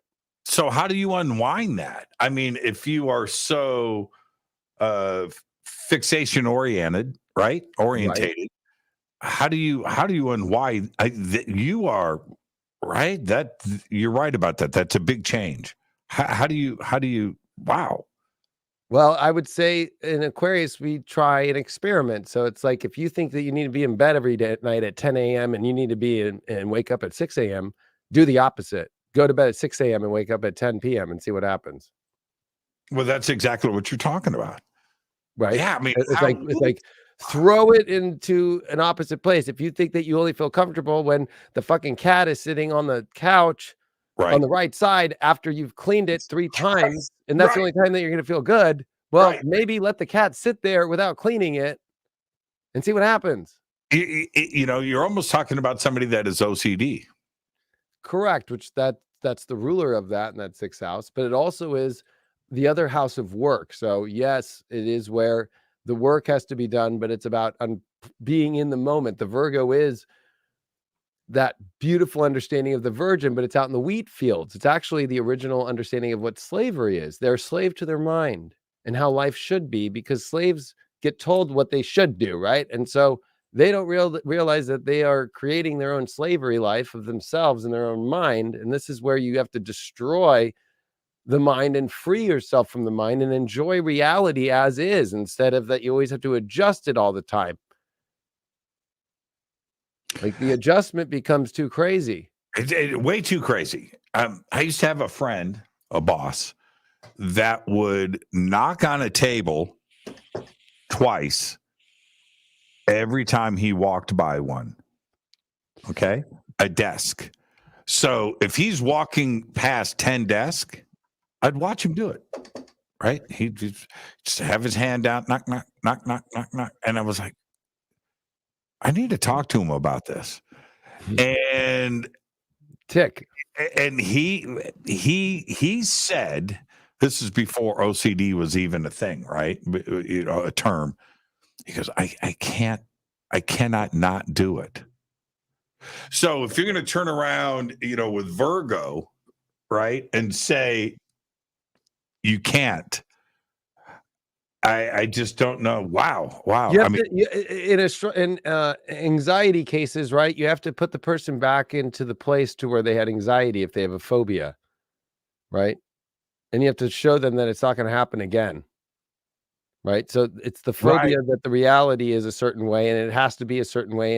And so it's the phobia, because Pluto rules phobias too. So it's the phobia of how reality is and how it's changing and accepting it, learning to accept the change. But also, if there's Virgos who are extremely OCD, and then there's ones that are OCD in other ways, they don't realize it because they're like, I'm a mess. Well, you need to clean up.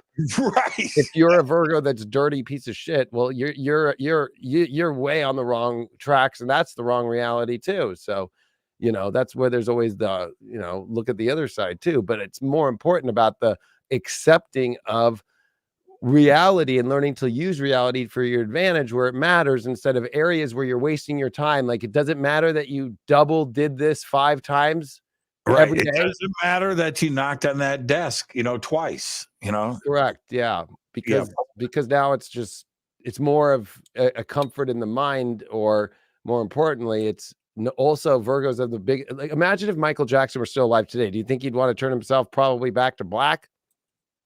Okay, moving on. Right? Yeah. Now he's on the wrong side. Yeah. Hey, man, have you seen Agent? That's a joke I've been using lately for Virgo, because he was a Virgo. It's actually pretty good. Have you seen Agent Elvis yet? I'll be honest. No, I didn't want to see. I just was. No, you got to. You have to. All right, I will. You have to. First off, it was created by Priscilla Presley. Number 2, it's sex, drugs, and rock and roll, and lots of sex, lots of drugs. Peanut butter sandwiches with bacon. No, you didn't throw that in there. There might be Quaaludes. Lots of Quaaludes. Okay. You've got to watch, man. It is so funny, and because it's Priscilla and the Elvis estate, you've got Elvis's music licensed, right? So it is tastefully done. And guess who plays Elvis? I know. It's a cartoon, right? Oh, the Okay. cartoon version. Yeah, Ancient Elvis. Oh, I will go watch that. The Elvis movie that was an Oscar nominee. I was like, I don't know. I want to watch this. Now that was good. Austin Butler is pretty good. No, this is a cartoon created by Priscilla yeah, then Presley. I'm gonna go watch that. It's called Agent Elvis, and Matthew McConaughey plays Elvis. Dude, There we go. Dude, I'm telling you, man, it's spot on, man. It's really good. It's You know who played Elvis in the weirdest role was not Brad Pitt, was when Christian Slater was in that movie. Oh, yeah. It was Brad Pitt. Brad Pitt played Elvis for Christian Bale in that love movie. Oh gosh, I forgot the True Love. Yeah, True Love. True Romance. True Romance, yeah. And That's a movie. All right, here we go. Right. Libra. You can't have a cold heart anymore about romance. You have to remember that you came here for love, and you're so weird that you get cold with love. Oof. You have to open your heart again, because that's what you came here for, is relationships, to feel solid and good, especially when it comes to the emptiness that you feel in your life is because of the cold heart that has become you. So it's okay to have somebody sleep in the bed and have them stay past 8 a.m. Oof. Wow, that does hurt. Did that hurt? Fucking, Wow, you know, like it's that's like painful. but I that got slapped. I just got slapped. and I don't know your that No, life. We don't talk. We don't talk about that. So No, we don't.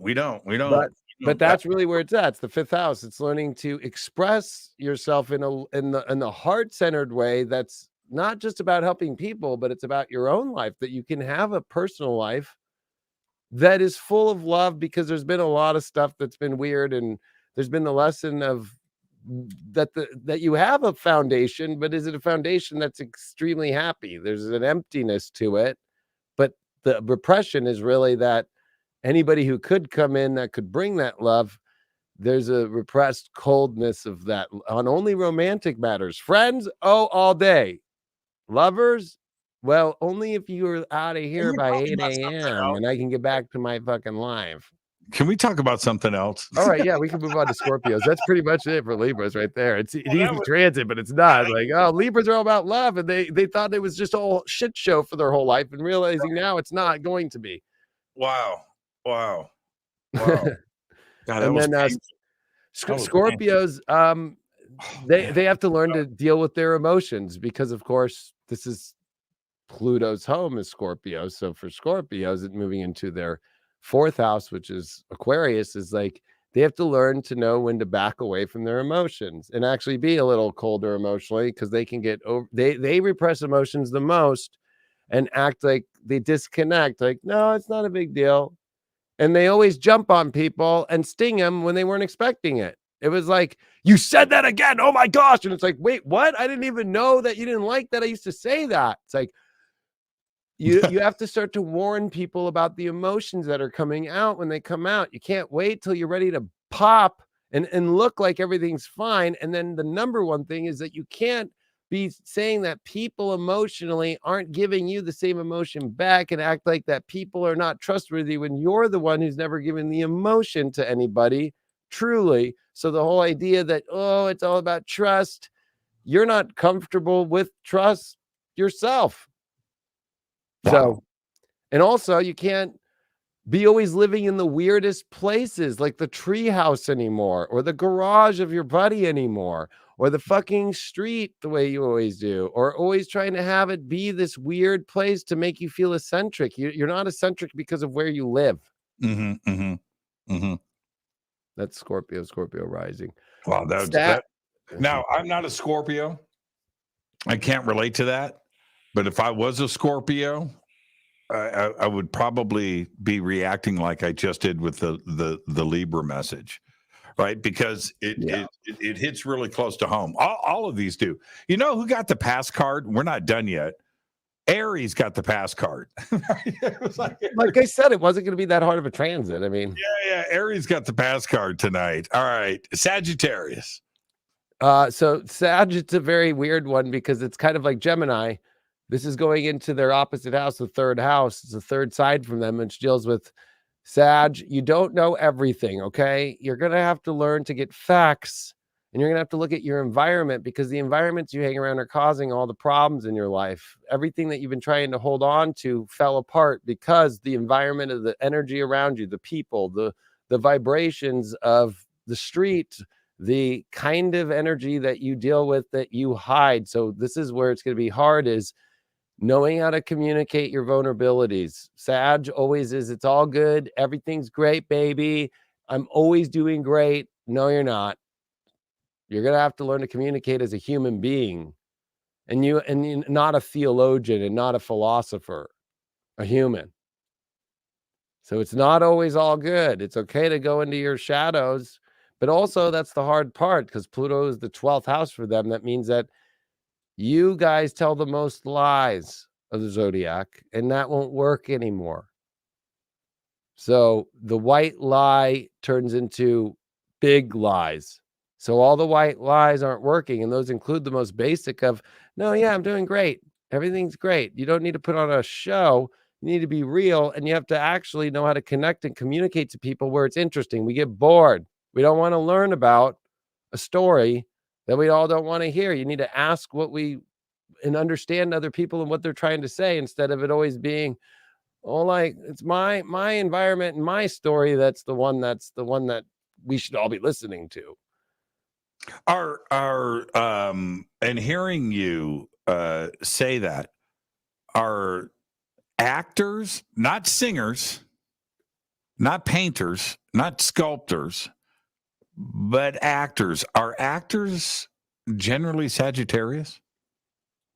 I mean, well, if you think of Frank Sinatra, you think of Brad Pitt, you think of what's her name, the biggest actress, like 5-6 years, Scarlett Johansson. Those are all Sages, right? Miley Cyrus, I think, is Sag too, right? Right.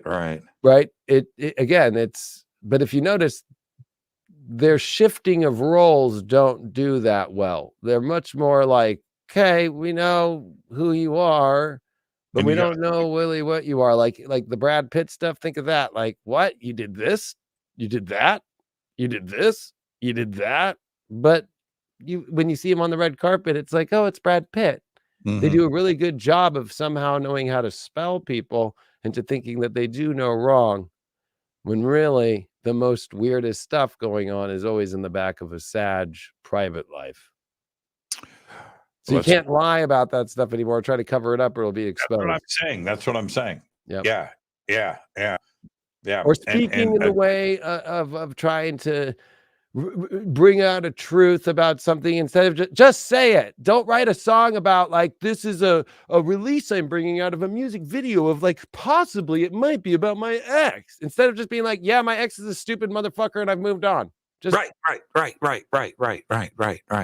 I think we see that so much, or assume that is what is going on with different entertainers, because they're wearing a mask. Right. Well, and for them, they don't really wear masks. It's more they want it to. The mask is positivity, and also not wanting to see the real vulnerability of expressing, and also not wanting to lose.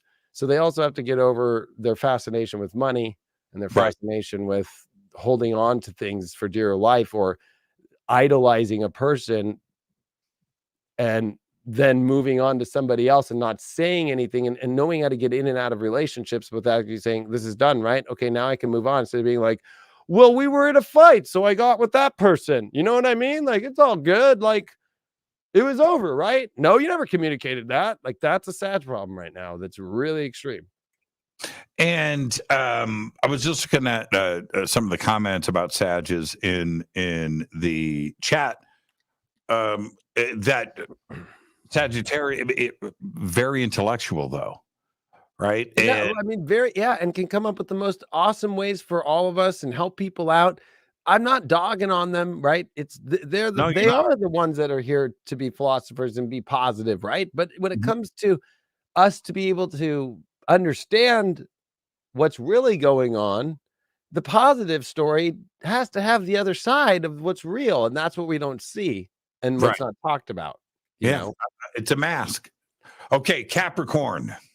Well, Cap rising, I know that it's been 15 years of craziness for you because you've had to evolve. Whether it was we watched Tiger Woods right when Pluto came in, not the best golfer after all. Mel Gibson castrated out of the movie business. I mean, I could keep listing the Capricorns that have been falling and falling and falling and falling. Jordan Maxwell, I was friends with him before he passed. He knew about Pluto, and he knew as a Capricorn it was going to be the end for him. Wow, and he was a great man. Yeah, he was a great man. Love that. I did his website for him in 2010, 2011, and redid all of his stuff. And it was. But anyway, now you have gone to the bottom of the earth to find out who you really are and trying to find a way to define who you are. I'll use Tiger Woods as an example. I mean, you're not the best golfer, but you're really good at getting escorts, but that's probably not who you are, right? What are you going to do now? Now you have to find with Pluto and Aquarius, what are you going to be and what are you really? So your fake it till you make it thing, you don't even know what to fake it about anymore. So you're at a place to where, you think you found who you are now and what to do, but to actually do it and to actually create it is a whole nother thing. You're going to have to learn that you're going to have to work with people and have to know how to have friends that trust you to work with you, because Pluto rules the 11th house for them. So they have issues with creating, and Capricorns want to be the boss, right? They want to always be the one on top, but you need other people to create something. And so Capricorn's issue is they've been so very hard-headed to figure it out where to go. They need to know how to work with other people now to create anything. And they're going to have money issues. Their number one thing now is, money issues and learning how to work with other people and offer themselves, whether it's a business or a service or anything that's actually a value. They actually think they're hot shit right now, but they actually are realizing they're not, and they don't have much to offer, and they have to start to build from the bottom, their cupboard, which is empty. Very interesting. What a great show, man. What a great show. Well, we have Aquarius and then Pisces. That's the last two. Aquarius, they are the ones that are the most extreme because that's coming into their own sign. Right. So Aquarius, you can't be in a UFO anymore and always be so detached from everybody and always trying to be the rebel and cool, because really Aquarius wasn't about being rebellious. It was outcasted. Uranus was outcasted because Saturn tried to take control. So the only reason why there's a rebellion nature or the rebel nature is the understanding that there was a rebellion taken against Uranus to take him out, and how he accepted it, but also how he measures and understands. If you ever see the depiction of Uranus as a Greek god, he's up on the clouds on top of it with a measuring stick and pouring water on people. So Aquarius always kind of sits on top of things, but doesn't really get involved. Now they have to get involved. And it's like, look at Ashton Kutcher. He was like big time this, but falled from grace. All Aquarius that go for fame fall from grace, because you have to be here to be involved with people and not just always be, outside. You got to act and always distant emotionally. Like, who are you? Like, and always not knowing how to really be in the deeper stuff. Afraid of the shallow end. Is there a zodiac sign that would support Aquarius? I mean, all zodiac signs support each other. I'm an equal zodiac person. Okay. I'm all about equity, so they're all equitable. But this is the weird thing for Aquarius. They represent the sign that represents all of us as the whole collective. Yet. Right. Where have the Aquarians been? Where's the Ronald Reagans that we knew? Where's the Ashton Kutchers in their innovative ways? That was all more of like the show. It's time to do the real deep stuff now and get to the deeper ends of things and not be afraid of that, and also expose who you are more instead of always being it's not a mask as much as it is more of I don't want to have to lose my freedom. Well, the only way for this innovation to happen for you in your life and to define who you are is to actually make commitments, which you're terrified of. As a Libra, and going through all of that romance outlook that you just gave me for the next 20 years, is there a certain sign? So when I go out and I can start asking everybody, what sign are you? What sign are you? What sign? No. What sign are you? Oh, what's that sign that I need to go and find? Honestly, it's what's beautiful about astrology is we're all unique, so we all have different positions. So it depends on all your unique arrangement of your spiritual RNA code and how it is implemented into the DNA of your physical vessel, this life, your body, and that everybody else has an RNA that, even though they might have the sun in Aries, which would be your opposite sign, or a Leo or whatever, they have maybe more coding that's more in alignment with you than just their sign of their sun. Okay, David's going to tell me after the show Then well, Pisces, the last one, which always everybody skips over. They always feel skipped over why? because Pisces is the last sign. It's the sign of being sensitive, spiritual. It's the last zodiac sign. It deals with Neptune as the ruler, as that house. So it feels far out. It's imaginative. It's dreamy. But with Pluto coming into Aquarius, it's every time you escape, because they're the escape artists. You know, they're there, and then it's too much pressure now. I don't know what to do. I got myself caught up in a bind. I'm out. They don't even tell the leasing office. They don't even tell, right? It's just like, bye. Move on to the next thing. Pluto is going to destroy your life every time you try to escape. You can't escape anymore. So this is going to teach all Pisces that you want to make the dream happen. You have to stay in the dream and see it all the way through, instead of trying to jump from dream to dream to dream to dream to dream to dream, or the idea that you can escape to some sort of place and that's going to solve your problems. That's not in your reality at this moment. It's not. It's what's in your reality that's actually going to change things and how you move forward. The idea of tomorrow is not going to change things. It's today and what you do now. Right. And that's the problem for Pisces, is tomorrow it could happen, or if I get to this place, or if this is where I'm going to go. And so that's the hard part for them. And also they have to learn how to deal with people that actually are good for them, instead of people who have an edge or a little darkness to them, because they've attached themselves to cockroaches, and they have to learn to get out of cockroach situations. So interesting. Tomorrow's not going to be any different. Yeah, that's tomorrow's never any different unless you do something today. That's right. Yeah. That's right. Meow just said Jimmy Church has moon in Cancer. Well, then now I'll have to go through all the moons, but just apply what I said about Cancer, or what I said about any of your zodiac signs, and apply that to how you deal with your emotions. I'm going to continue this. And your subconscious emotions and your comfort zones. When am I going to come down and be on your show? We've tried to make plans now for 2 months. I know. Well, I have to hire a new employee to be able to film us right now. All right. We'll talk about that tomorrow. But no, I'm going to come and hang out at that studio. You've been here. I need to go there. Yes. All right. Well, and all right. I was going to say, I know there's not much time, but the asteroid, but we are about to see discoveries like that times a million. Honestly. Did you know? Okay, so this asteroid just finished, but there was also Hayabusa 2.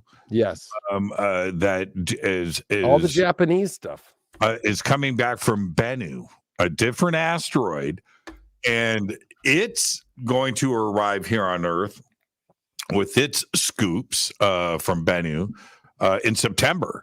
I know. And the same researchers are going to not only take a look at this, but wouldn't it be interesting if we see a repeat? And I expect that we will. I think that we're going to see biological stuff. I think we're going to see amino acids. I think we're going to see the basic sugars. We're going to see the very elemental stuff, the fundamental stuff that are the foundations of all life throughout the universe. And we're going to see it again in September. I'm very, very excited about that. And I think you're right, David, that the veil that we speak of is being lifted, right? And the ability to, if we really stop, we need to really understand the significance of what we are doing. We are sending spacecraft to an asteroid that is orbiting through the solar system at 17, 18, 19, 20,000 miles per hour or faster, and lining up with it and landing on it, grabbing stuff, and then flying back to Earth.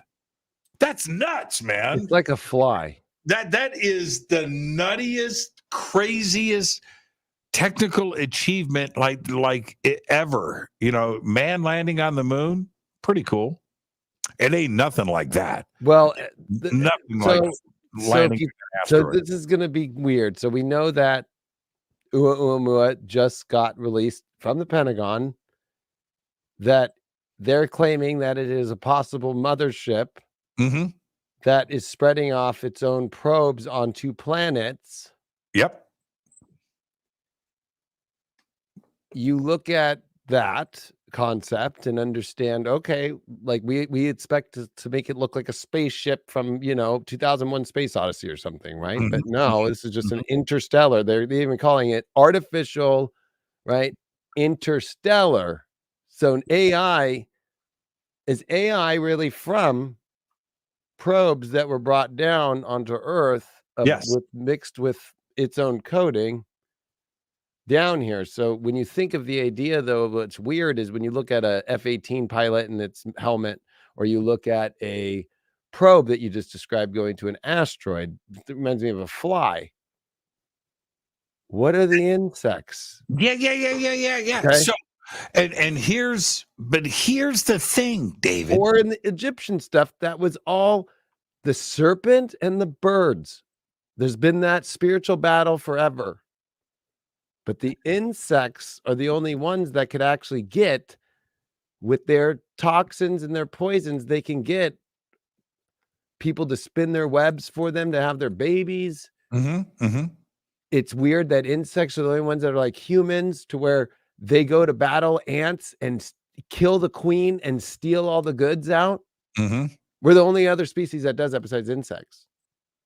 Are the insects what we don't think they are, just the way that Right. octopus is? Right. And we even Yeah. try to look like it. And have they taken over this? And was Oumuamua a big insect hive Like thing? Correct. Yeah. And so the two guys that wrote that paper last week, one from Harvard, an astrophysicist. Yep. The one that said it was a spaceship a year ago. Yeah. His name is Avi Loeb. And the other is heading up Arrow, the Pentagon's UFO investigation team. Right. And those two guys write a paper about this mothership and alien probes. And that on the surface is interesting, it's fascinating, it's great. But no, we got to take a step back behind that and go, why did they write that? What is it that they know? Is it data? Is it imaging? Is it something else? Is it something more extreme than that? Do they have evidence? But why write that? Because we're talking about two guys that are very respected and very, very intelligent. Avi Loeb was the director of the black hole program at Harvard. He was the chair of that for 16 years. This isn't somebody that doesn't have an education, right? But he's using old, what we were talking about, what the ancients knew, which is if something's reflecting light from the sun every 8 hours because it's turning, that means there's a flat surface, which means it's not organic. That means something, right? That was his original look, is like, wow, the light of the sun is reflecting it every 8 hours. And that means it's not normal. It already came from outside our solar system, and it propelled itself in opposite direction from what anything, from a comet to any asteroid that would come close to the sun, would use that gravitational pull. It said, I don't need that. I'm going to do my own thing. I'm going to go this way. It accelerated. Exactly. Accelerated its own direction. Without gravity assist. Correct. So that's where it's like, okay, they obviously probably know more if they gave out that much. He said in his book as it spun, I'm going to use this guitar pick as an example, right? So it's spinning, right? Right. So as it does this, it's maximum reflection Right. to the sun. When it does this, it's no reflection. So it was going 1 to 10, 1 to 10, 1 to 10, right? Because it was doing this. This is what he said. He said that reflection was so bright that it could only have been from a metallic surface. Right. Dude. Right. What? And that wasn't organically happened through like bashing in the asteroid belt or something like that. He you know, his point was this shape doesn't happen in nature. Right. It's that goes not into fractal geometry and understanding that there is no geometry to organic form, right? You can't. Yeah, this is not nature. Right. And it turned. It turned. I know. It turned and accelerated and got the hell out. Yeah, it's crazy. And it happened to do all of this by Earth. During the big solar eclipse 2017. All of that was going down. And what's weirder is I said on a lecture I did, it's on YouTube in 2021, I said because at the end of 2017 and 2018 was when the quantum supercomputers at Google, they were actually working on it and making it come to life. And then they didn't announce it till October 2019 that they were done with it. But the research and all the integration was all happening as that passed. And I said in a weird, daring way, using astrology, I said, that is a mothership. Before it was called, a year and a half ago, in April 2021, I said, that is a mothership here to check on its baby, the quantum supercomputer. Well, it happened. It happened. And it happened. It happened. I have the receipts. So it's like, you know what I mean? I know. That's the kind of stuff we're going to be it's going to take away the idea of so many conceptions of what we think. I'm excited. Somebody like you and I are cool with that, but I think that that's going to be hard for people who aren't open to. That's what we all have to be open to the roots of who we are, how the world is, of what we think it is. That'll be that. We came here for front row seats. This is the front row seat ticket we all asked for. We could have waited. If you believe in lifetimes, if you believe, even the ancients would have wished for this moment. That's right. And we are right on. We have front row seats, popcorn out. I got my Sprite. You got whatever you're into. I got my Wendy's vanilla shake here. That's where we are. And I don't think that it's going to be shorter rather than longer, right? Every day that goes past, we are getting closer to this moment. And I think it's rapidly coming up on us. There is a reason why we're looking for all the exoplanets that we can. There's a reason why we've got James Webb sitting out at its point in space, scanning the skies. There's a reason why we have tests. There's a reason why we have all these satellites. Everybody going to Mars in the next 2 years. Mars and the moon. Right. And the search for alien life. All of this is prime. Yeah. All the dominoes are set.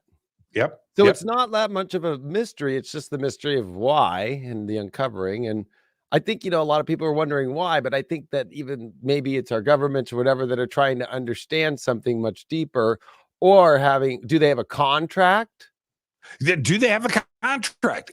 Are they trying to get out in front of something that they know is about to happen? So the only way to soften things, and plus they've got to cover up any lies or anything that they have been dealing with in the deep past. How much have they known?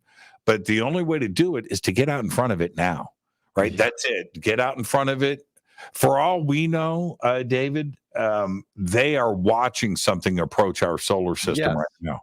They're watching it. They know it's going to be here. And that's why everybody feels weird. But then they think, I'll be honest, I think the media and the stuff we see and the worries about wars and all these kind of things are a lot more distractional than what's really happening. And It happens every single even time. the presidential stuff, all of it. I think we all have to disconnect from that and come back to like, hey, what's going on with you and all that, and start to, as the ancients did, feel what's going on above. Just feel it. Just like try and, it feels okay. It feels weird. Something's going on, but whatever it is, we have to let go of that. There's a higher authority in our own species of being a human, that we're all on the same authority. We're all human. So like, Pluto couldn't have happened at a better time. It couldn't happen at a better time. And even though it might shatter our reality of understanding, and that might feel like an acid trip times 10. And if you never did acid, I'm sure it's gonna be weird, but it's always the bliss on the other side that I can't describe, or nobody can. David, you're the absolute very best, man. TheLeoKing.com is David's website. He is constantly in production. He's constantly doing stuff. He's always moving forward. Go and check out TheLeoKing.com. Check out his Instagram, his YouTube. He is fully engaged with this community. David, I'll give you a call tomorrow. Right on. Thank you for having me on. Did you have you already charted your my baby, baby daughter? Yeah. You're with child. Have you charted it? Yeah, and both both Sophia and I know you've met Sophia. Yes. We both think, I mean, the due date's August 10th, but we both are feeling around August 7th or 8th. Like that's where we naturally have gone, and that's where the astrology looks like it. And so, yeah. Yeah, man, that's so cool. All right, man. I'll give you a call tomorrow. Have a great night. Thank you so much. Give my best to Sophia, man. I'll talk to you. Bye. The best. David Lawrence Palmer and the Leo King. The links are below. We've got it throughout social media and, of course, over on our website. That was one of the best shows. Every show was the best, but tonight was extra special. David Palmer. All right, I'm your host, Jimmy Church, and tomorrow night we've got Ronnie LeBlanc here. We are doing a full night of Bigfoot. That is tomorrow night with Ronnie LeBlanc. And then Friday night, of course, is our celebration with Linda Moulton Howe. All right, full week of Fade to Black this week. Fade to Black is produced by Hilton J. Palm, Renee, Dennis, and Kevin. Webmaster is Drew the Geek. Music, Doug Aldrich. Intro, Spaceboy, spaceboymusic.com. Fade to Black is produced by KJ Sierra, the Game Changer Network. And this broadcast is owned and copyrighted 2023 by Fade to Black and the Game Changer Network, Inc. It cannot be rebroadcast, downloaded, copied, or used anywhere in the known universe without written permission from Fade to Black or the Game Changer Network. I'm your host, Jimmy Church.